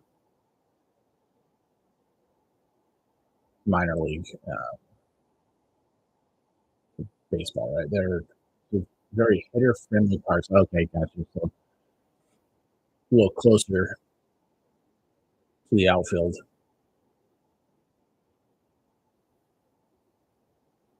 And looks like we have offsides, maybe. Yeah,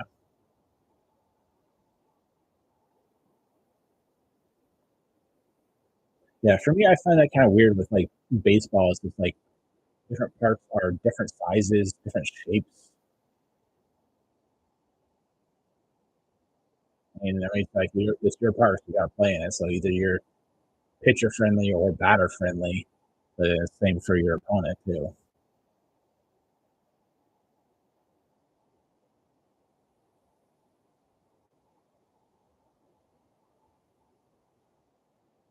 And Florida gets it out of their zone. We got about 3 seconds left in the period. And Edmonton takes over. McDavid won it. 1-on-1, McDavid. Oh, poke check. Sticked away. Bouchard with a shot. Oh, rebound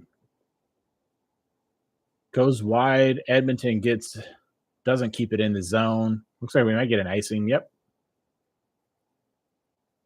So back down Florida zone.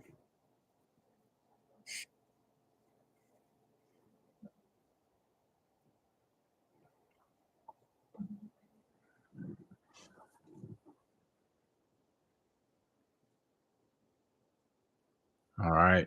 6 seconds left. Face off to the right of Bobrovsky. We'll see if Edmonton can win this and get a shot, but nope. That goes up and out, and that will do it for the period. All righty.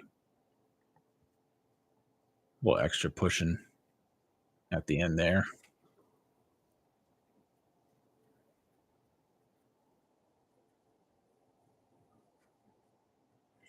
All righty.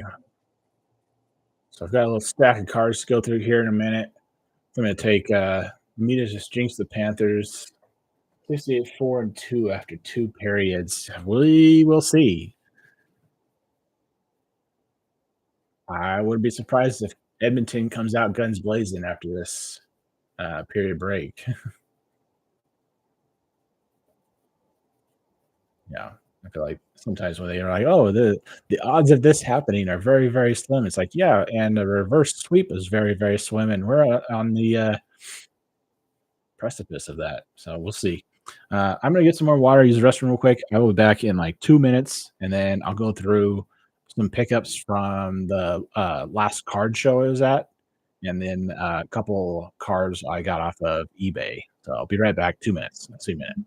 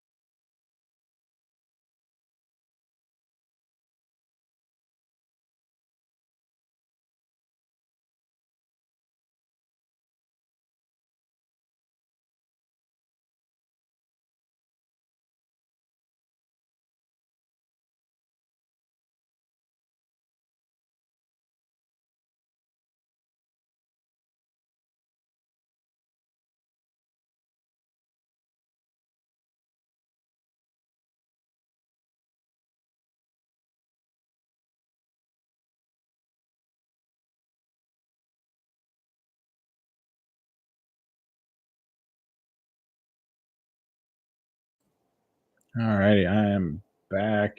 David Vols trying to hang on to win. CWS, yeah, I heard they are playing today. I don't really follow a whole lot of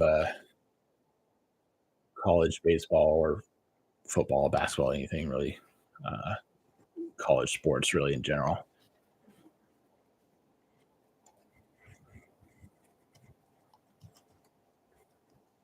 Let's see where they're at here.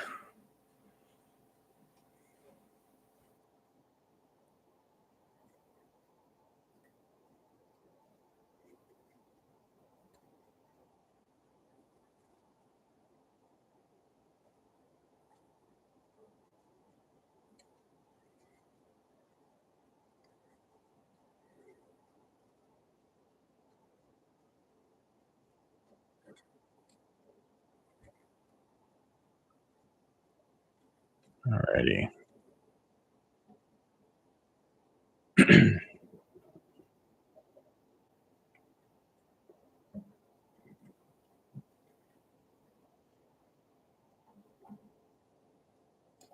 Well, let's see. We got 11 minutes left here in the second period. Maybe I'll start going through some cards from the show this past weekend. Let's see, what do we got here? We got only a couple of hockey cards. There's a handful of baseball and then a stack of football cards.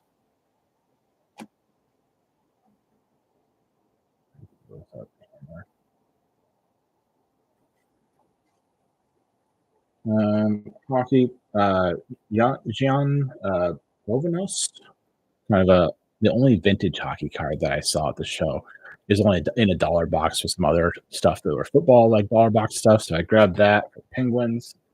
Um, Kind of cool in the it looks like in the blue uniform. It's kind of dark, the photo itself. And Felix Potvin is the other one here with the Leafs. It's kind of an interesting looking shot. It's almost like a motion blur. It's kind of hard to see in this shot here, but it's got like a motion blur to the whole thing, almost like you're zooming in on him particularly. And then I showed this one earlier in the stream, the Willie McCovey All-Star rookie card. Decent centering, but very much rounded corners. And then the back's a little bit rough too. And then we got from 81, Carl Yastrzemski of the Yankees senior. And then picked up this Topps Gold Label Barry Bonds. Pretty nice little refractor, not refractor, but shine to that one. And then picked up another Starflix Bonds, like the bat and ball moving in the air there. And what's this one from Starflix also? Which year is this? This is 94 Barry Bonds. Kind of a couple different images there before and after hitting. And then I got a little stack of random football cards. I think a lot of these were in like dollar bin kind of stuff. From National Treasures, we got a Jay Cutler to 99 when he was a Miami Dolphin. And we got the was Andre Reed with the Buffalo Sabres, also another National Treasures card. Picked up a couple Jerry Rice cards here. Monday Nights with a K. And the shine is just not showing up in this lighting. And then let's see, this one is numbered to 5,000. Super short print. Another Jerry Rice with a pretty cool looking like diamond pattern in there. and Topps, what is Strata? This is Top Strata. Yeah, Top Strata. Carlos Hyde die cut, and there's a Illusions Nick Bosa rookie. Happy to grab that one for $1. And then these ones, I'm not sure what these are called. It's got like a little gold stamp in there for score with the number 10 on there. And it's numbered to 1989, so the year. So I don't know if that's like some sort of stamped buyback kind of thing. Because at first I was just like, this is a score, 90s card of Steve Young. But then it's got the gold foil stamp on the back too. I'm not sure what these are, but I grabbed them. I grabbed that one, and I also grabbed the Jerry Rice to match.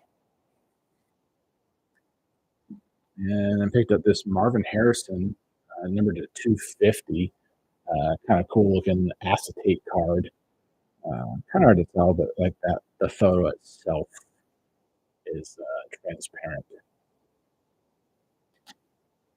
Bob Boyd with the Baltimore Colts, the only vintage football card that I was able to find there. And we got a couple RG3 cards. Is rookie out of Topps Platinum, which is a nice little die cut card. And shine to it. And then from Bowman, another die cut, RG3. And this one, I got to do some research and figure out what this is. This is the Emmett Smith card.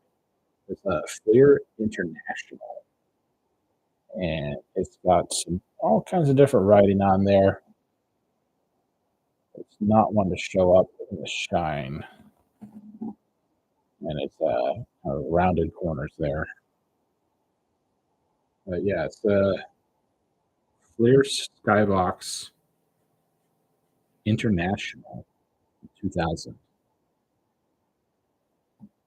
And we got a Matt Ryan Air Marshals, and that's the Prism parallel. A nice die cut.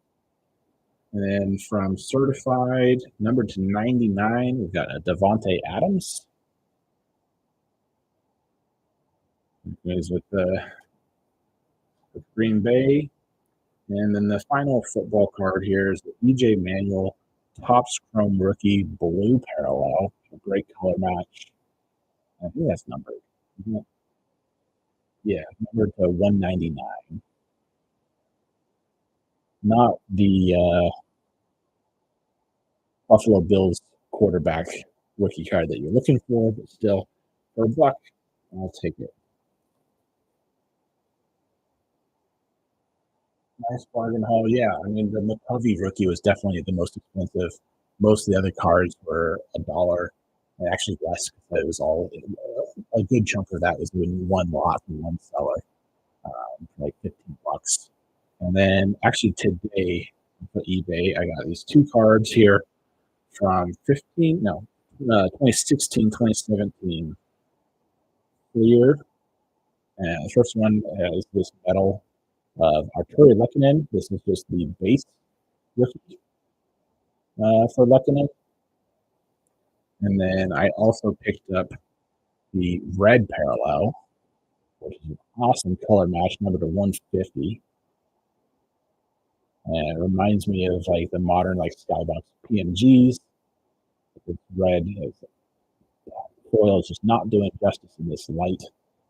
But it's a pretty cool color match there for the Canadians uniform.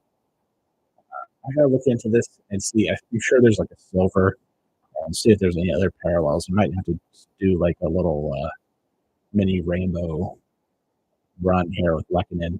I like Lehkonen. I think he's a great player. I think he's a very affordable player for top 6 for the Habs. Happy to get both of those. I think I got both of those shipped for like $15 off of eBay.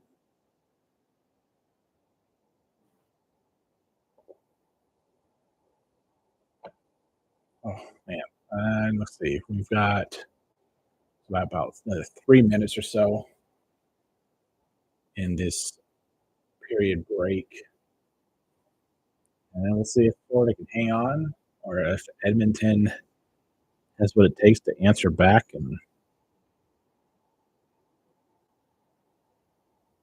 take the lead or force overtime. We'll see.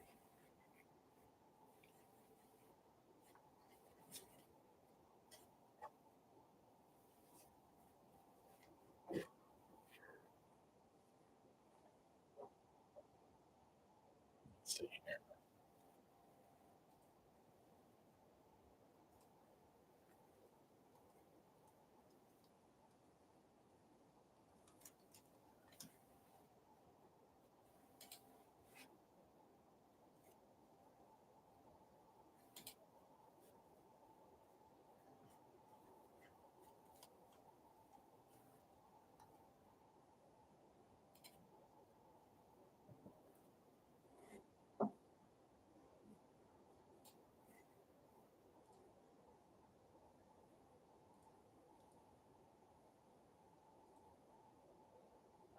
David mentioned those balls, baseball. So I have to look that up here.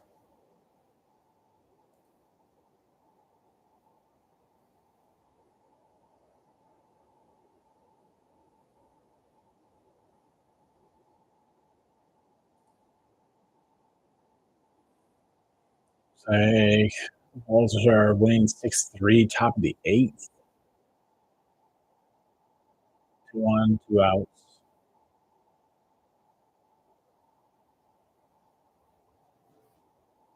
Eighth inning falls up 6-3. Yeah. So I was just looking up on ESPN.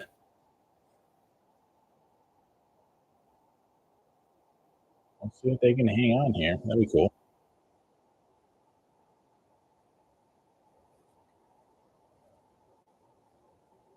Texas has scored 2 already this inning and is threatening. Yeah, they've got 2 on, right?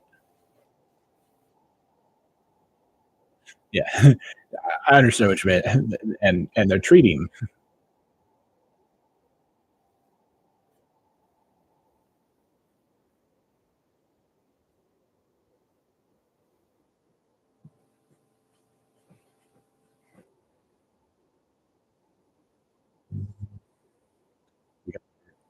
Airbnb for Nashville.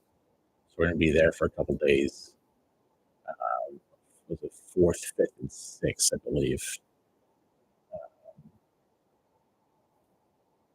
I'm looking forward to that show. I guess it's supposed to be like 700 plus tables, which I've never been to a show that big. Like, that's a lot bigger than stuff shows around Knoxville.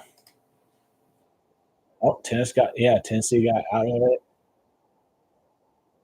And, middle of the eighth, and you got one more period or one more inning. Period. I'm in hockey mode.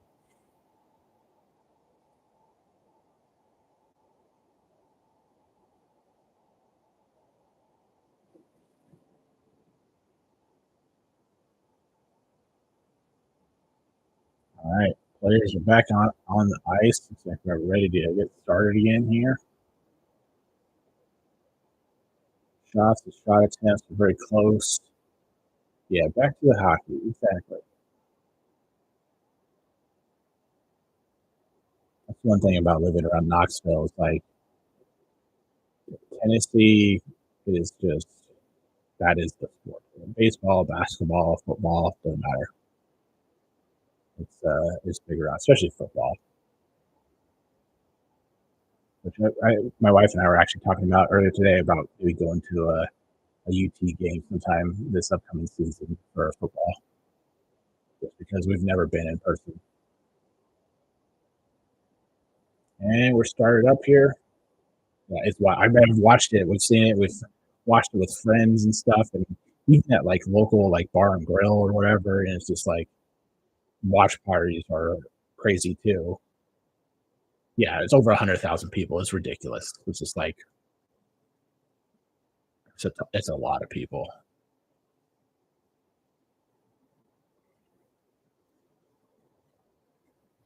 Florida pressuring here in the first minute.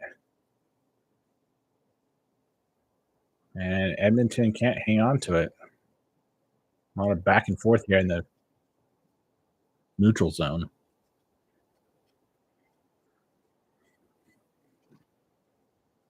Used to go to a game or two back in the day. Haven't been in forever. Yeah,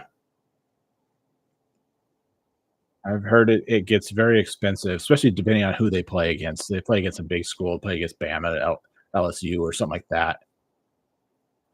Sorry, I haven't been falling silent. What about the 100 people about? Uh, we're talking about University of Tennessee. Vols are playing right now, baseball, but we're talking about football a little bit too, and how it's like it's over 100,000 people. Tennessee Vols football stadium, yeah. And I've never been to a game in person. We just watched them on TV and stuff. But my wife and I were talking about earlier going to see a football in person this upcoming season. Like just to experience it was just like it looks crazy on TV and at a watch party at like a local bar and grill, but in person that's gonna be nuts.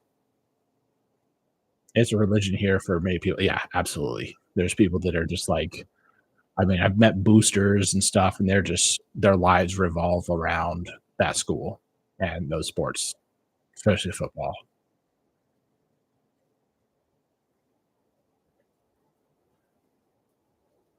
The crowd's into it a little bit, trying to cheer their team on here in Florida, but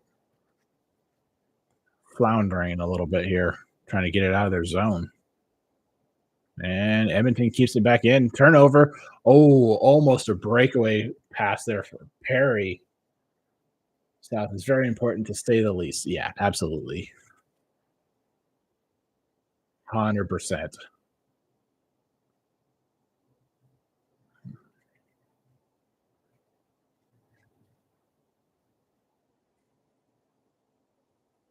College football for sure. Absolutely.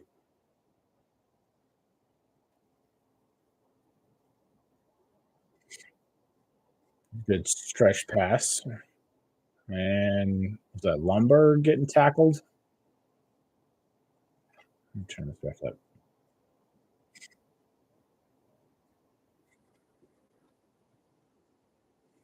Oh, we got a Florida Panther on the ice. Oh, we got a penalty. High stick to the right to the face. I don't know if he's bleeding. Is Listerine on the ice? Yeah. Looking for blood. Like, come on, it's gonna be somewhere. Can I just cut myself a little?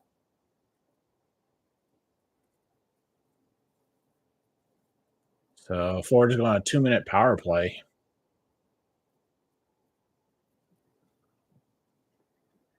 Evan Bouchard in the box. Oh, he is bleeding on his nose.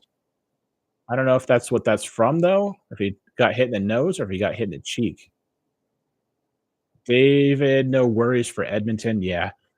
Edmonton penalty kill is kind of like, well, maybe we'll score, maybe we won't, but the team with the power play we definitely won't.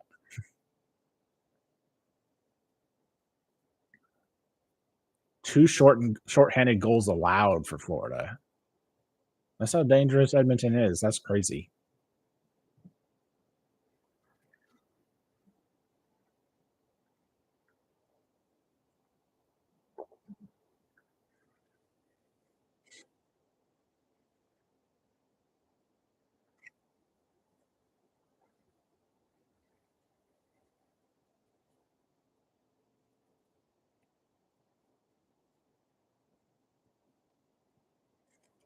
Oilers have killed 47 of the last 48 penalty kills. Wow. 47 of 48. That is absolutely nuts.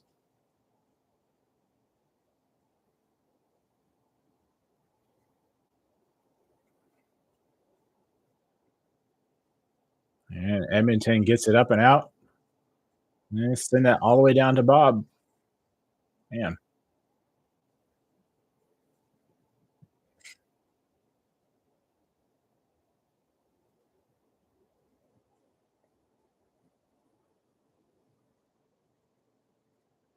And here comes Edmonton. Well, 2-on-3. Oh, good attempt there. But that goes just wide of Bobrovsky. That was almost another shorthanded goal. Exactly. Even though it's 2-on-3, it's not even a breakaway or anything.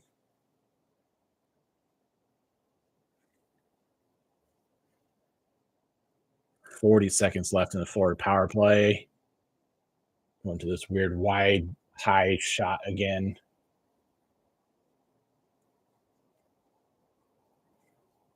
Florida with a couple shot attempts, they're just high and wide.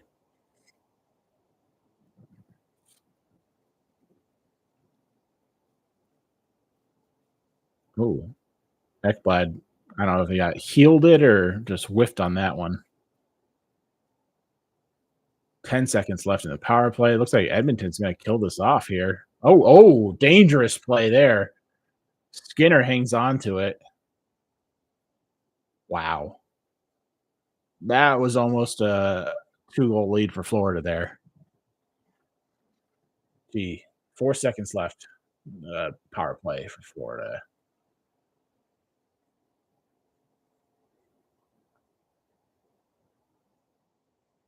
Just bouncing puck and Sam Bennett just like teeing off on that right in the slot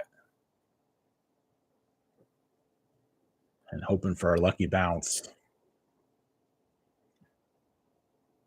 Face off to the right of Skinner. 14:40 left in the third.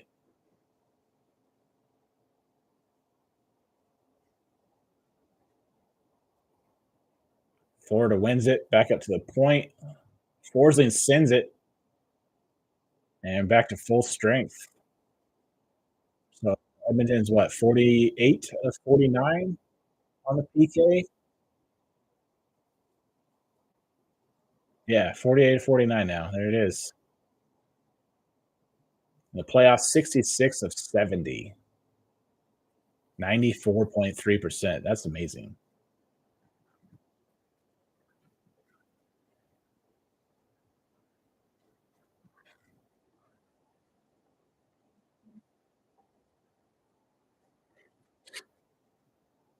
I don't know what happened there. Some sort of stoppage. I don't know if it's offsides or if the puck was out of play or something. Guys, great. Still listening in the background. Nice. Good to see you. It's kind of a crazy game here.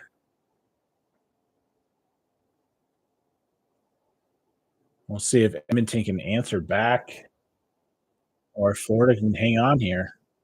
And no ice. Stuart Skinner with just a soft pass there, a little sketchy. And Florida gets it right back. Sam Bennett tries to center it, but doesn't connect. Oh, no penalty. It looks like Sam Bennett just got tripped, but nothing.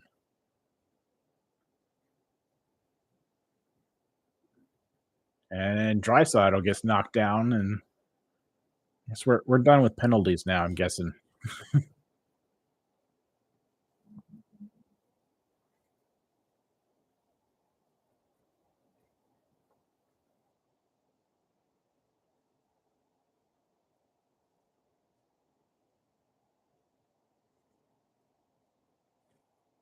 I do volunteer work for kids with cancer and have one of the biggest screens where the kids can watch. I appreciate y'all watching. This is a pretty historic game, honestly. Like, I don't know. It's like one other time that the a team in the NHL and the finals have come back from a reverse sweep. So we'll see what happens here. Very cool. Absolutely letting them play. Yeah, I think so. Unless it's egregious. Unless it's something that just stands out where the rest can't not call it. Uh,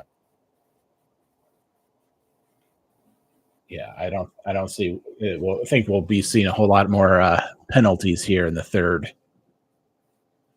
unless there's blood on the ice or something, you know. So we got a little break here.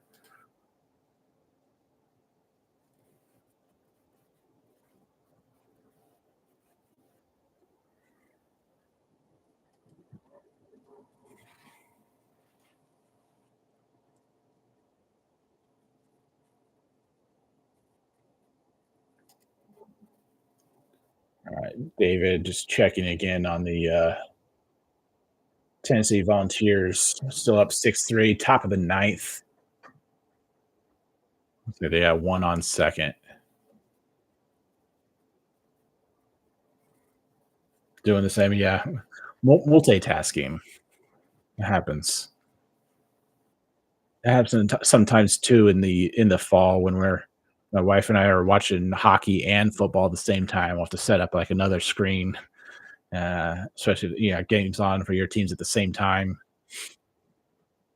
It'd be nice if like ESPN Plus had that option to do like multiple sports and just pick your different broadcasts at the same time, and then just select between audio. Just like be able to click back and forth between the audio from the different games, so you can still visually see both at the same time.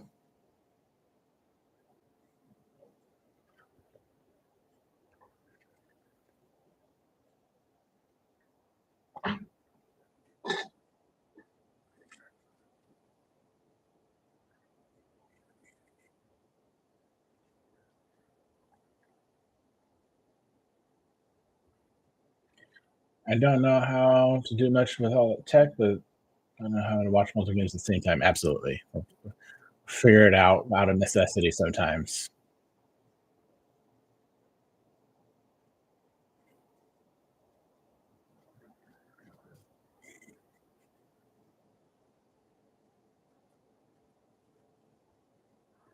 Bob with another save there.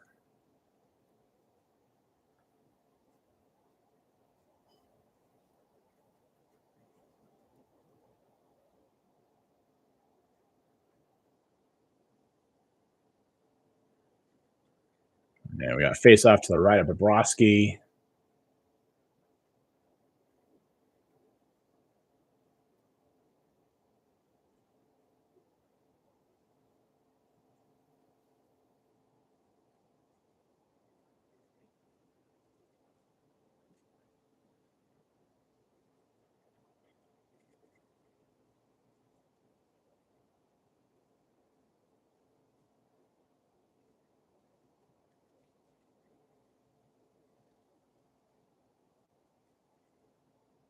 Oh, the Oilers player on the ice sliding.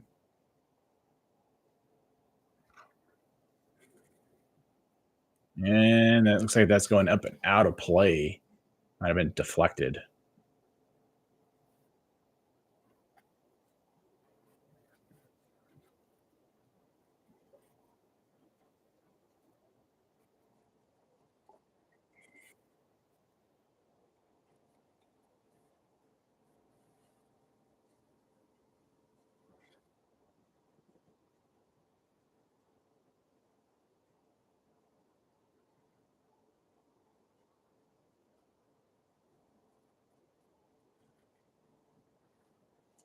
Florida wins the face-off and gets it up and in behind Skinner.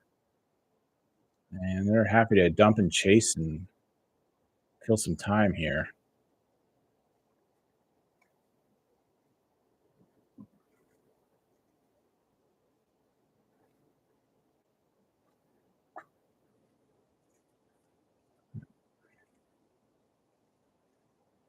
And so we get another icing here against Florida.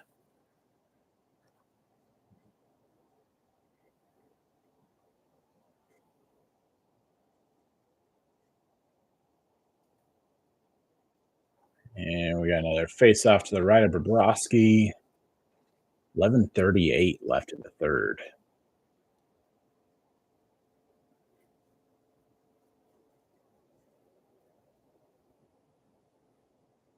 Bouchard. It's McDavid. Back to Draisaitl. Oh,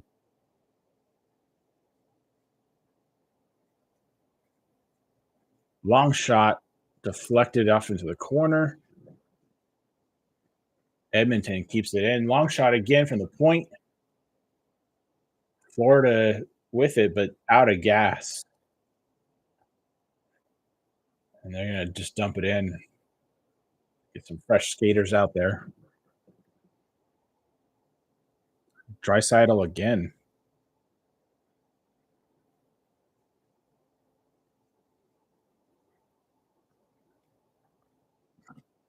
and just a kind of a lazy offsides there.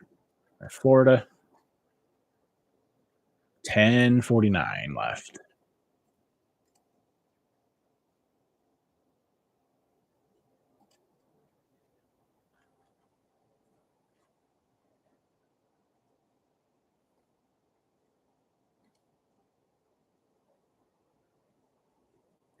We're going to face off the neutral zone, won by Edmonton.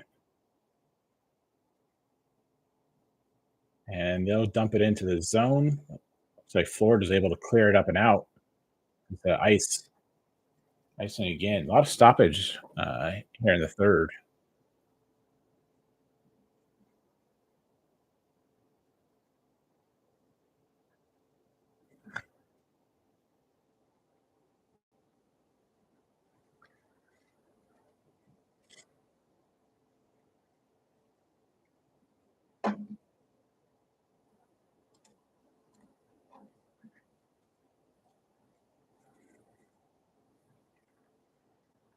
All right, face off to the right of Bobrovsky. Florida wins it, but doesn't really take control here. It's just kind of a free for all in the corner. They're trying to get it out. Florida can't get it out. Edmonton keeps it in, dumps it into the corner.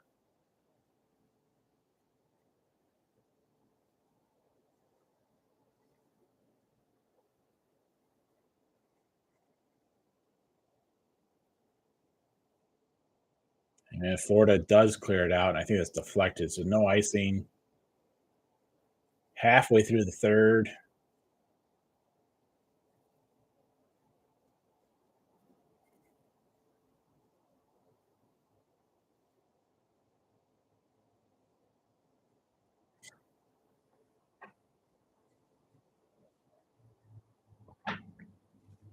Oh, man. Back behind Skinner again. I don't know how Broberg hung on to that pass. That was like 8 feet behind him. He's able to spin around and grab it.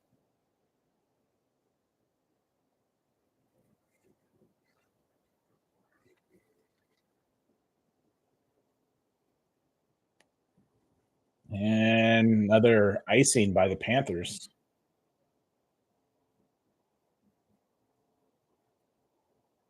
Yeah, Florida just seems to keep dumping the puck in. And I think they've iced it like 4 times in the last couple minutes.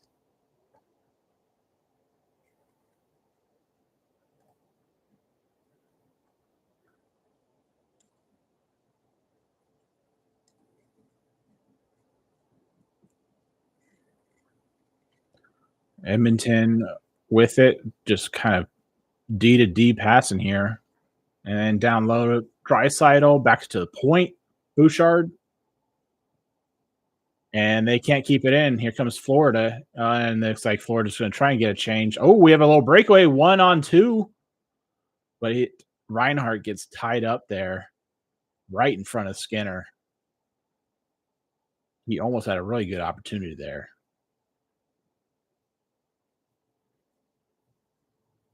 Edmonton dumps it in and gets some fresh skaters on the ice. Florida with it from behind Bobrovsky.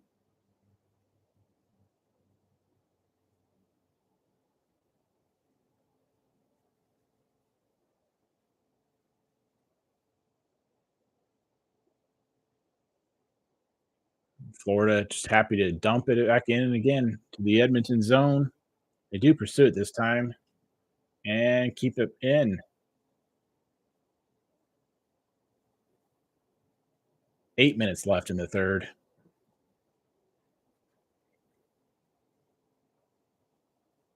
Tennessee hung on to win 6-5. Nice. Good for them.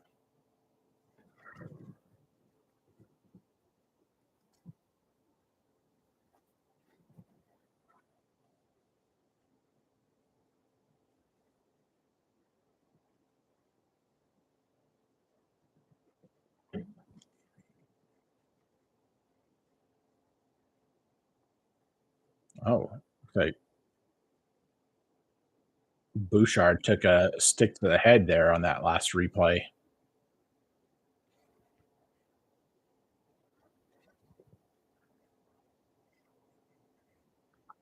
And face off to the right of Bobrovsky. Florida wins it and sends it up and into the neutral zone. And it'll be icing. Kind of close.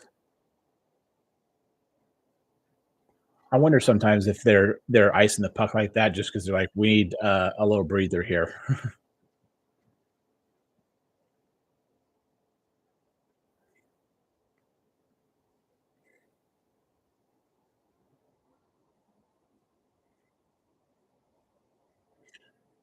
All right, 7:45 left in the third. Another face off to the right of Bobrovsky.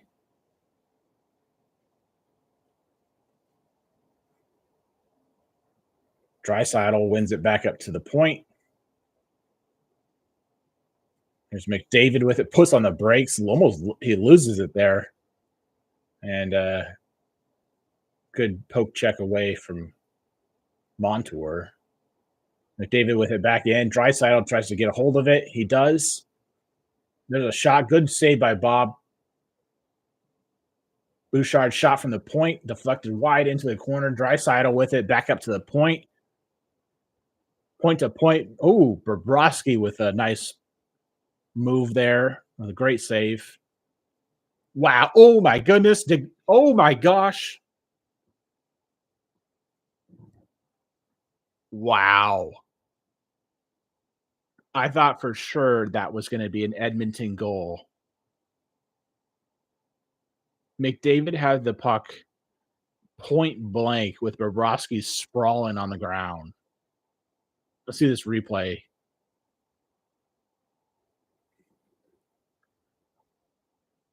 So McDavid right in front there, little stick check. Hyman couldn't get a hold of it. Bobrovsky's laying out on the ice, just hanging on, and covers up there to maybe save the game, from tied up. That was wild save. Yeah, just chaos in front of the net, which I wouldn't be surprised if we see more of that here in the next few minutes. Clutch Bob, absolutely. We're seeing the Bobrovsky of games 1-3, not the 4, 5, and 6.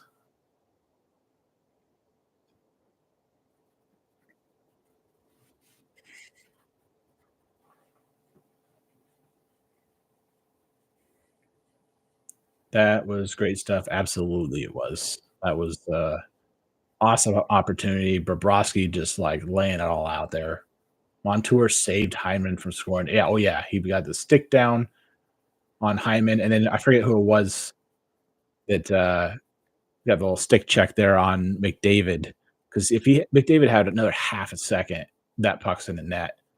But he got his stick checked as well.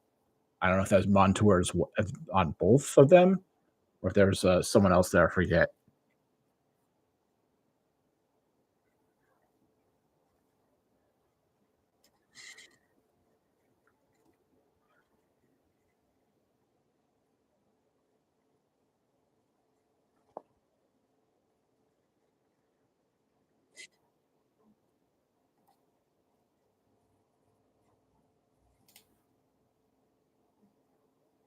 What we got here? We got 7:02 left in the third. I feel like Edmonton's picking up the pressure, and I feel like Florida's kind of hanging back a little bit more the last few minutes, kind of on their heels, or a little more cautious anyway. And Stanley Cup is up and out of its case on the table. We'll see who lifts that tonight. And the Oilers win this face-off in the zone. Back into the corner. McDavid with it. Oh, my goodness. McDavid to Draisaitl at point blank. Another great save. Bobrovsky. We got offsides. There's another opportunity there for the Oilers to even this up. The Oilers make a mistake. Panthers would pounce. Absolutely. Though I'm sure they'll be looking for a quick little 2-on-1 breakaway. We'll see if they end up trying to pinch, do the neutral zone pinch. Sometimes it works. Sometimes it doesn't.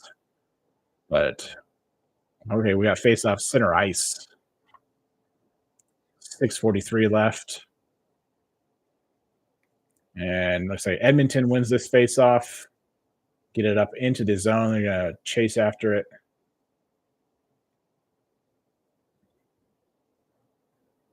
And I don't know what happened there. We got a whistle. Oh, we got a hand pass. Okay.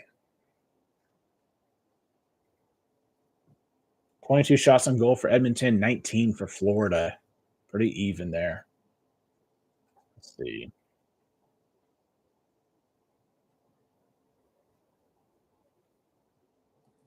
Oh, face off in the neutral zone, won by Edmonton and dumped in back and around behind Bobrovsky.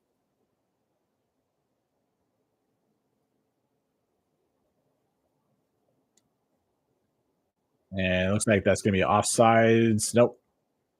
Delayed offsides. Okay. Back behind Skinner.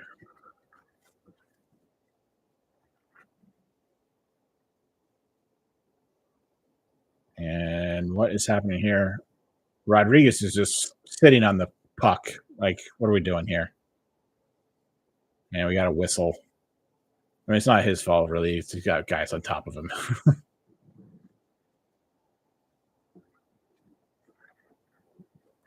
He was just taking a breather. Yeah, he's just down on his hands and knees, just like, oh, I'm just gonna take my break right here.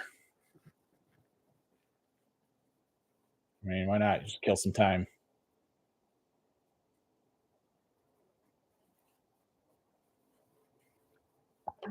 Back to another commercial. I feel like we keep going to commercials more and more often now.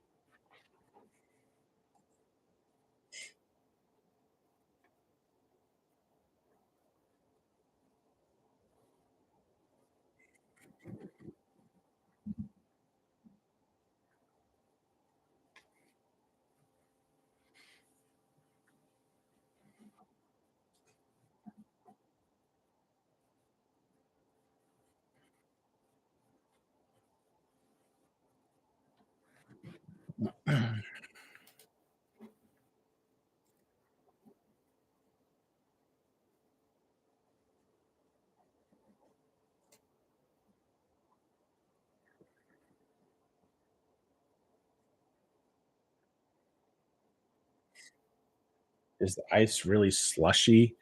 I'm I'm guessing so. I've seen McDavid fall down like 3 times or 4 times this game, like, on his own. Um, you don't see that happen too often. You hear that sometimes about, Florida hockey in general, and warmer weather places with a little bit of soft ice. But I don't know. The announcers haven't really said anything about that, so I'm not sure. We're gonna face off here in the neutral zone. 5:54 left.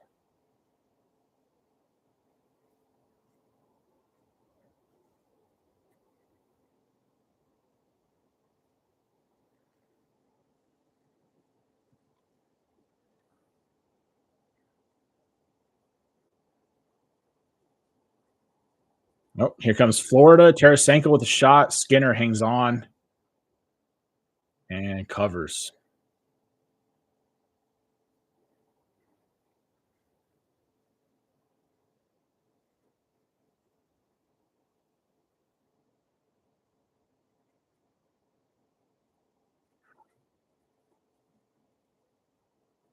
It's like Florida's getting some new skaters out there.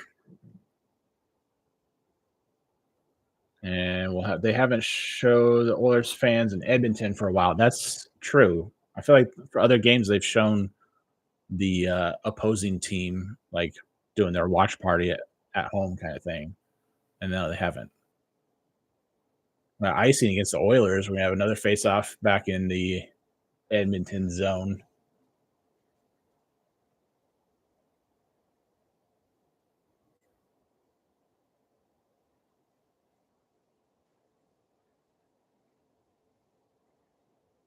Oh man, that replay where McDavid and Hyman almost both have a great opportunity there to score.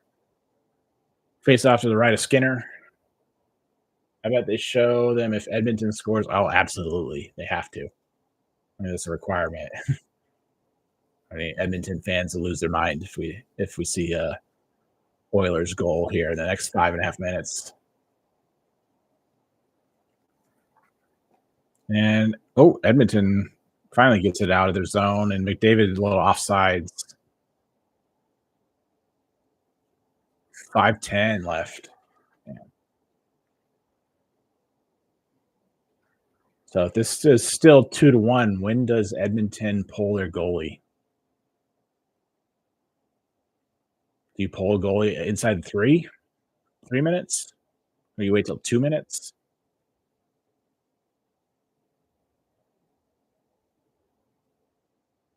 Face off to the right of Skinner. I say 3 minutes. Yeah, I feel like sometimes teams will wait too long. They'll be like, "Oh, we'll do it 2 minutes," and it ends up being like minute 40 or something. And it's like, well, it's you're running out of time and you're playing desperation. Florida trying to get it out, or Edmonton trying to get it out, but Florida with a good forecheck, and they've got it behind Skinner. Draisaitl down on the ice. There's a shot from Barkov. Skinner hangs on. We'll have another face-off in the Edmonton zone. 4:35 left. 21 shots on goal for both teams now.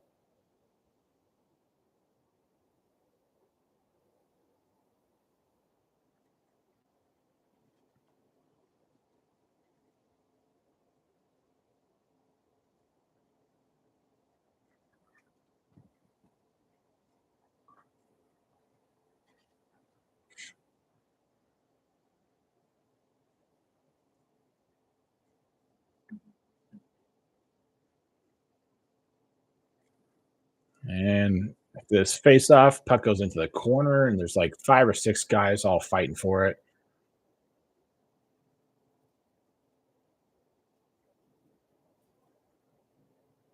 Edmonton gets it out of the zone, dumps it in, back behind Bobrovsky.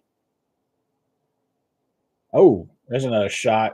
Blocker or leg pad save there from Bobrovsky. We're back down to about 4 minutes left. And yeah, Florida fans are making some noise now. Fogle with it. Oh, Bobrovsky is on the ground. The shot cannot get through. There's so much traffic in front. Oh my gosh. I don't know how Florida just got through this. And Florida gets it out of the zone. Bobrovsky lost his stick. Icing against Florida. 3:29 left. We're going to face off back in the Florida zone. Florida just got away with one right there. I thought for sure when you have Anton Lundell is on top of Bobrovsky. Bobrovsky loses his stick. He's just flopping around. Oh my gosh. Yeah, absolutely. Unreal. Face off to the right of Bobrovsky. Edmonton wins it back up to the point. It's deflected up high. I don't know if that went off. Yeah, off the netting. Oh,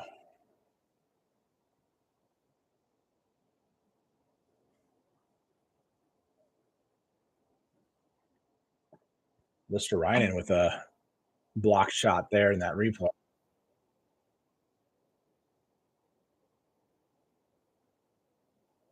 Face off to the right of Bobrovsky. Edmonton wins this one again, back up to the point. Long shot, doesn't get through. Knocked down. Edmonton takes back over from the point, back up. Oh my gosh, was that off the post? Florida back the other way. Carter Verhaeghe with it. Tries to get behind Stuart Skinner, but doesn't.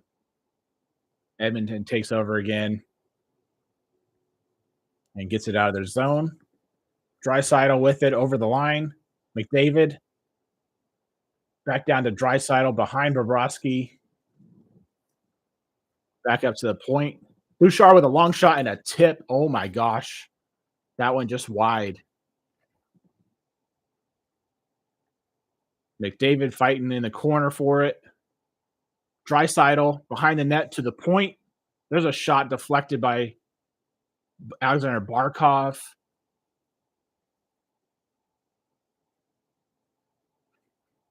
.219 left. Oh, there's a centering pass. Oh my gosh, there's a loose puck in front of the net.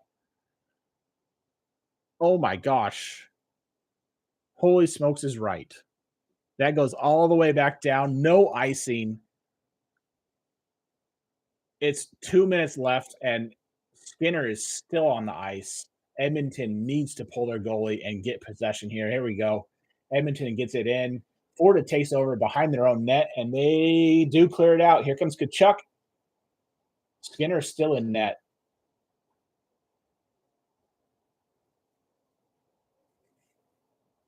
Edmonton gets it up and out of their zone. Bob again. Oh my goodness. We got an offsides play. We got a whistle at 1:35. So a neutral zone face-off. I'm sure Skinner will be halfway out of his net at this point. The face-off here. If they win it, I'm sure he's going to the bench. I can almost understand why no empty net. I mean, consistently pressuring. Yeah. Oh man.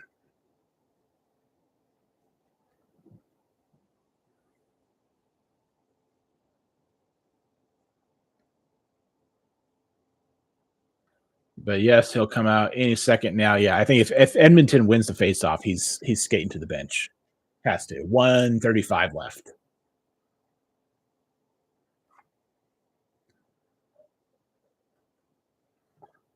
McDavid's back out there. There's the cup getting shiny. I think if you're Edmonton, all your big line is out there for the rest of the game. And it looks like, yeah, they're going to get a quick timeout. Give their guys some rest. And there's some Oilers fans finally. We haven't seen them in a minute.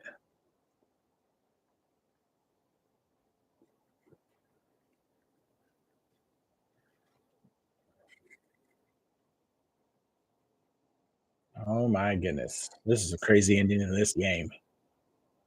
1:35.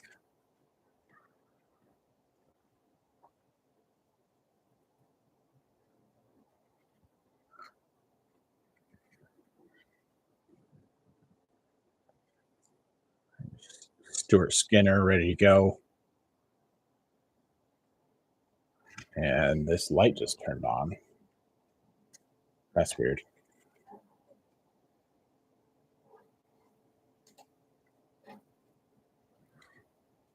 All right. And Edmonton sends it in around behind Bobrovsky. Florida will dump it out into the neutral zone. But Florida still has possession here. There's a 2-on-2. Sam Reinhart with it. Poke checked away by Draisaitl. Edmonton takes over behind their own net. And Skinner is skating off.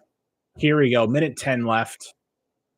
Yeah, here we go for sure. Ooh, dangerous. Almost a good turnover there by Edmonton. And what is happening? McDavid is falling down. Edmonton cannot get any momentum here. They're just kind of skating nice and slow. I mean, this is it. What are we doing? All right, Edmonton dumps it in and chases after it.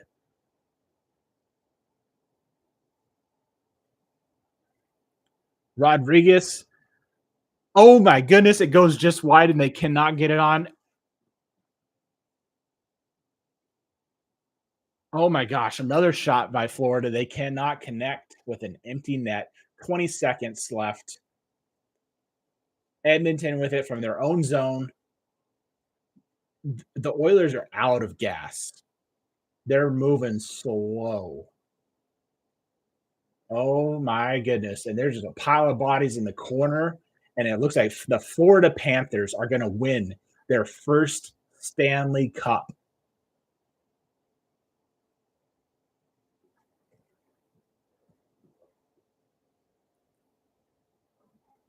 And this place is going wild. Here come the rats.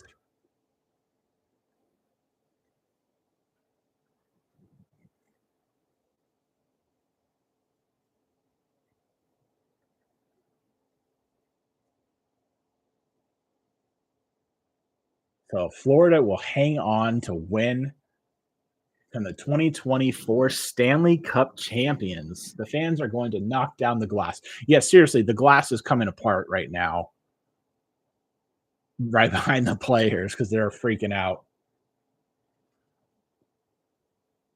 And they're showing some Edmonton players looking distraught.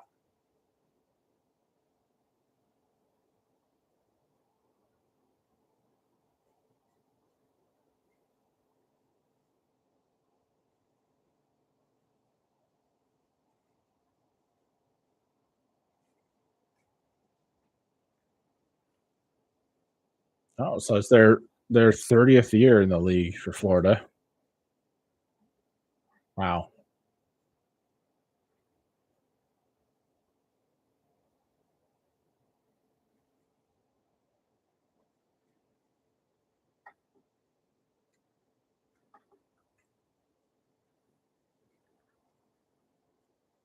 My goodness. And Florida had a couple opportunities there at the end in the to get an empty netter and just couldn't connect.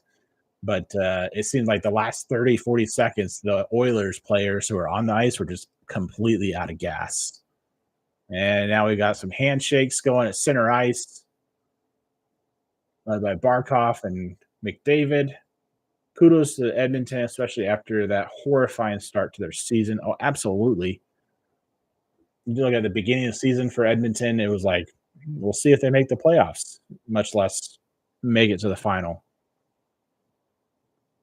What an awesome series. Great comeback, too, for Florida. And it's always great to see Florida, like to see the home team win. Like if we win the championship on the road, it's just a little different. It's seeing that there's Brady Kachuk celebrating his brother's win here. And there's Matthew. Yeah, agreed. Yeah.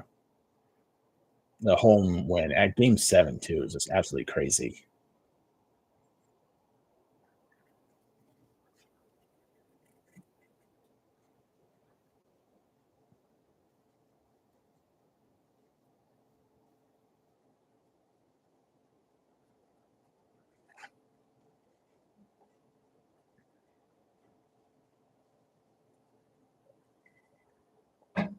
And there's still handshakes going on.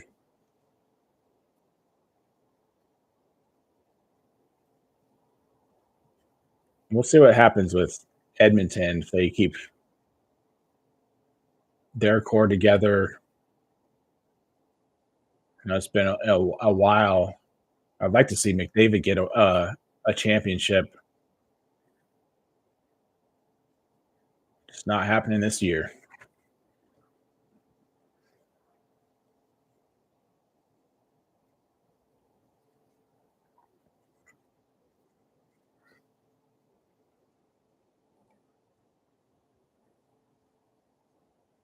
Man, with all the scoring that's happened in this series, a little bit of a surprise. This is a 2-1 game. I would have guessed more like a 3-4 game, but both goaltenders played really, really well. Bobrovsky stood on his head, saved what could have been 3 or 4 more goals. Yeah, after they fired their coach, Edmonton went on a roll. Absolutely. Once they got Knobloch in there, it was a different team for sure. Absolutely. Definitely a good game. Awesome series. Awesome season. Bob was great again. Yeah, absolutely.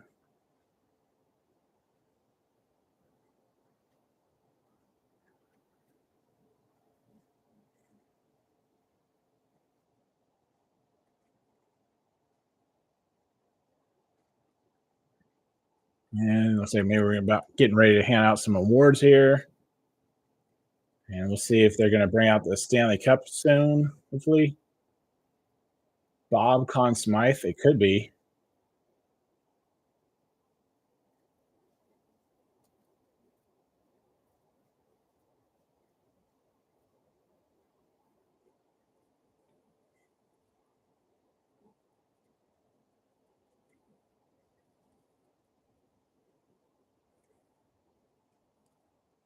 I could chuck a little lost for words there.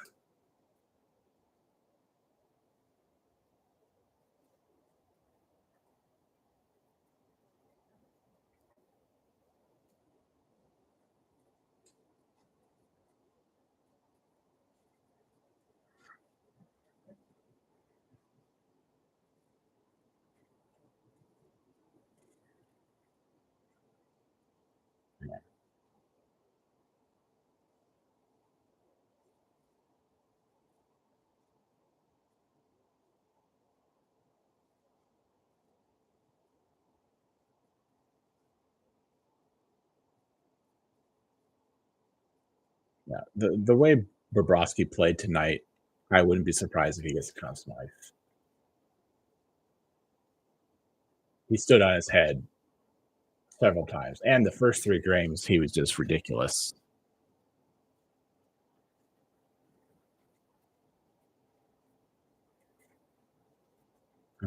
Sweeping the Rats.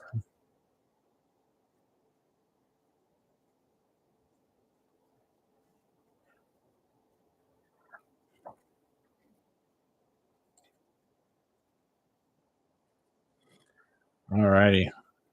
We got a little commercial break here. Probably just go till we see the Panthers raise the Stanley Cup, and I'll hop off.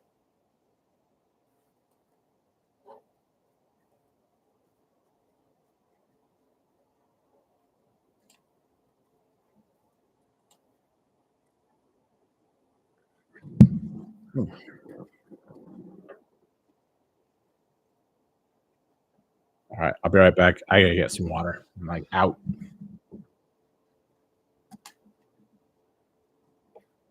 Yep, fantasy mock drafts. We got the actual draft here in 4 days. Be right back, Dave.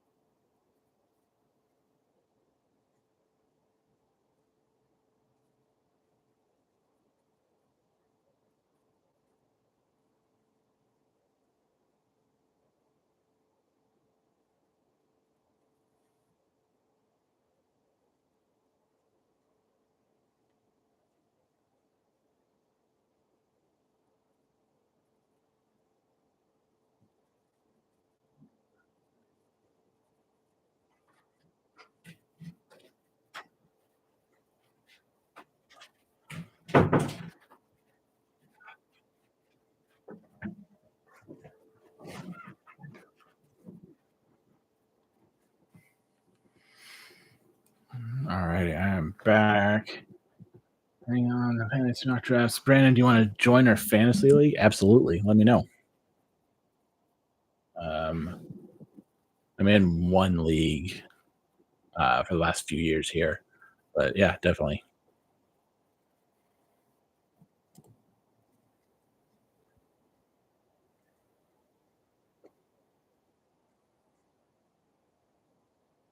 You guys do a free league, pay league? What are you guys doing, Ken? I'm gonna text you when the time's coming. Okay, cool. Thanks, David. Yeah, we got a little bit of time between now and then. Sounds good. Let me know. I'm down.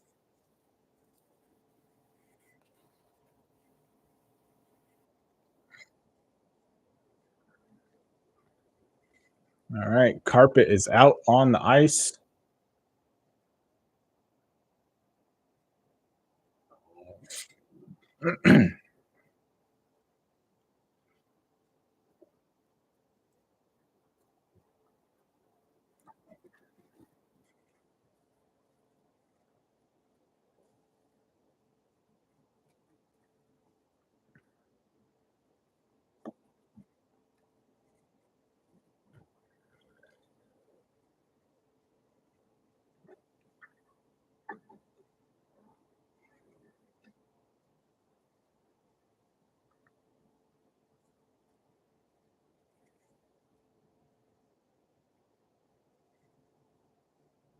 That's weird. Jason Tatum and Matthew Tkachuk were classmates.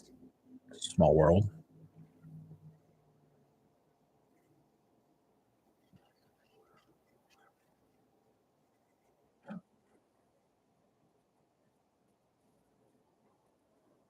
All right, here we go.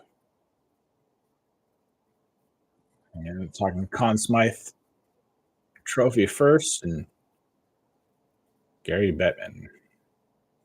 Boo.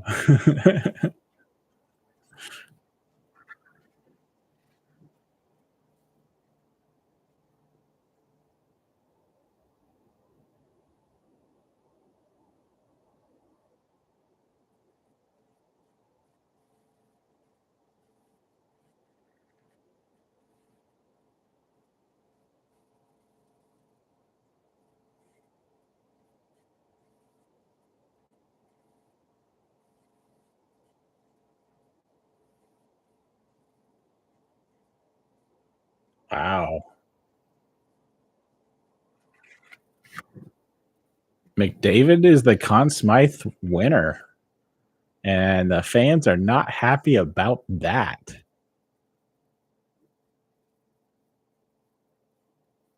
I wonder if Bob had a little bit better 4, 5, and 6 games. Yeah, McDavid.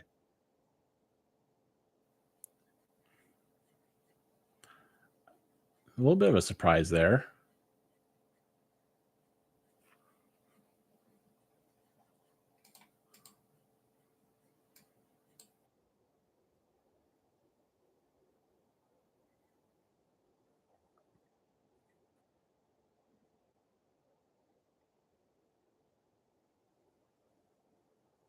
Showing Bobrovsky, he's looking a little confused. Yeah, he doesn't care. He's a Stanley Cup champion.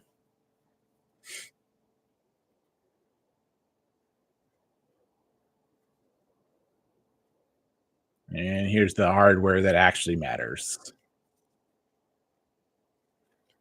And here comes the Stanley Cup.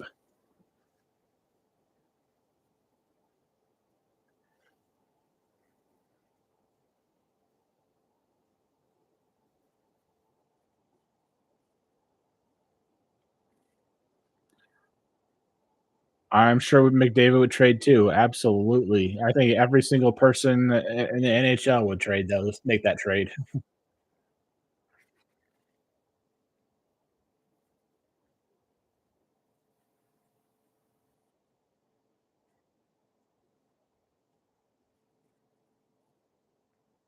And back to Florida fans booing.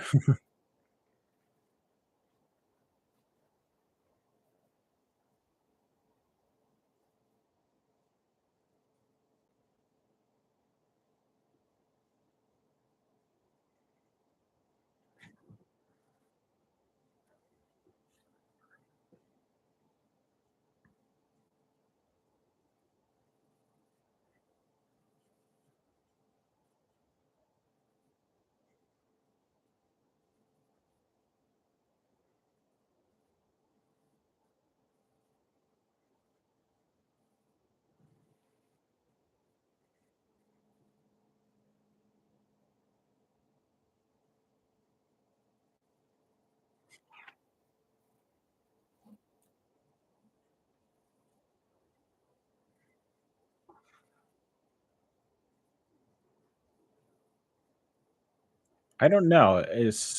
I don't know what's going on with Bettman. It seems a little off, huh?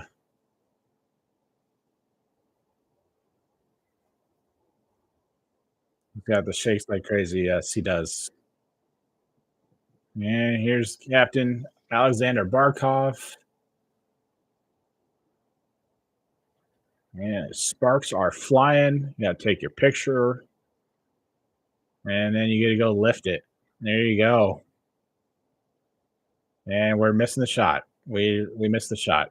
Okay, there we go.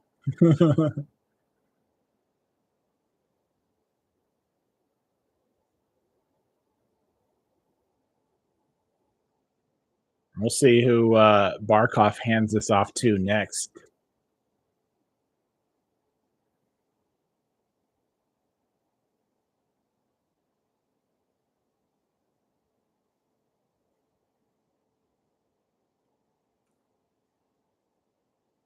Let's see, number 2. And yeah, it's going to Bobrovsky. And Bob gets to lift the cup. And he just forgot all about the Conn Smythe trophy. He's got the one that matters. Oh.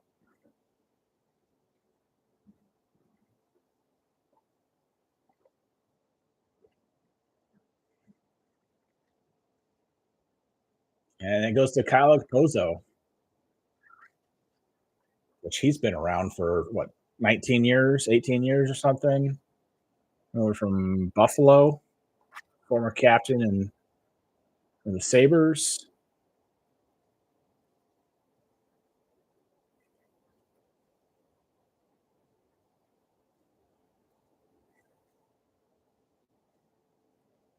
Oliver Ekman Larson next up.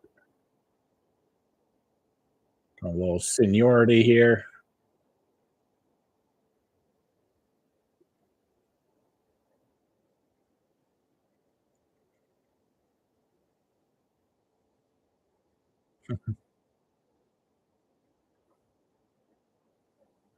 And Kulikov with it next. Okay.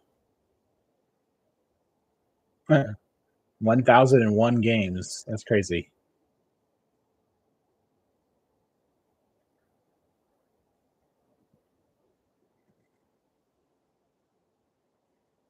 And next up is what? Aaron Ekblad.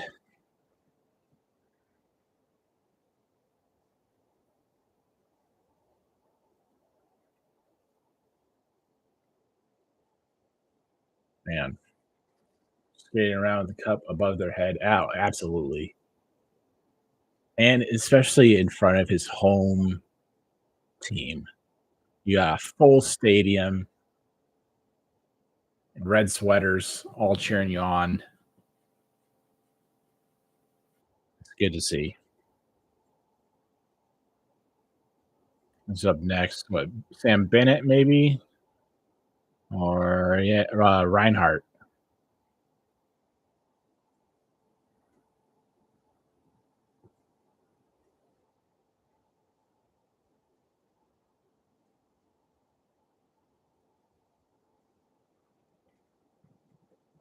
Oh yeah, Reinhardt with the or Carter Verhaeghe, right? With the game winner.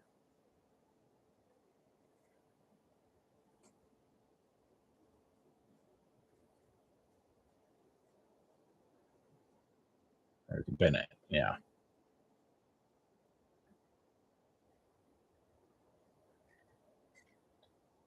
The Chuck's not allowed to hold it. He'll probably drop it, pull off Nicholas Abe Kubel when the Avs won, and he decided to take a nosedive with the cup. What, the fastest guy to ever dent it? I had both tear a rotary cuff and fall off, and I don't know, try that. Yeah.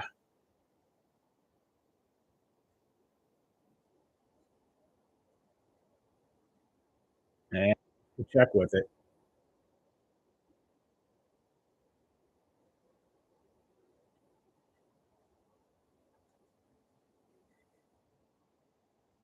Oh, and speaking of Nicholas Abe Kubel dropping the cup there, Ken, back when that one, we've got a little watercolor painting of that moment with some of the guys getting ready to take the picture. You can't really see from here, but he's on the ice and everybody's freaking out like when he dropped it. My wife got that for me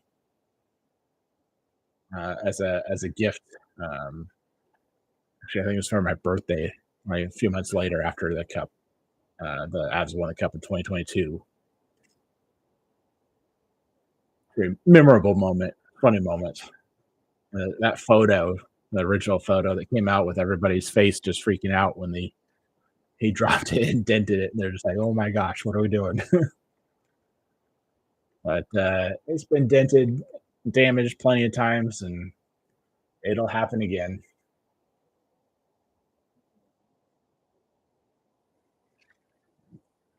And there's for Hagee with it.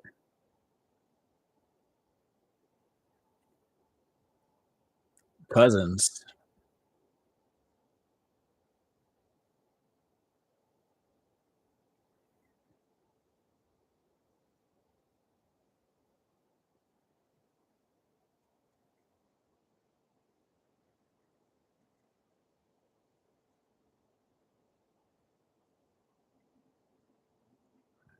Gustav Forsling going down the lineup.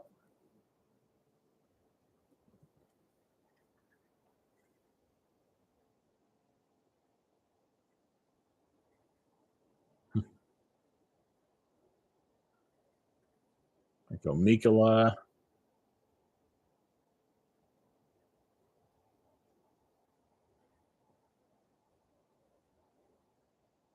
Mikola taking another little trip around the other side of the ice.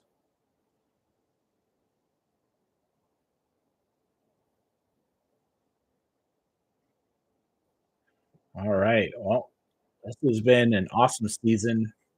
I'm about to head out too. Thanks for watching, guys. Appreciate you. Let me know about the fantasy, and we'll get ready for next season. Congratulations, Florida Panthers are finally Stanley Cup champions. You guys have a good night. I'll talk to y'all later.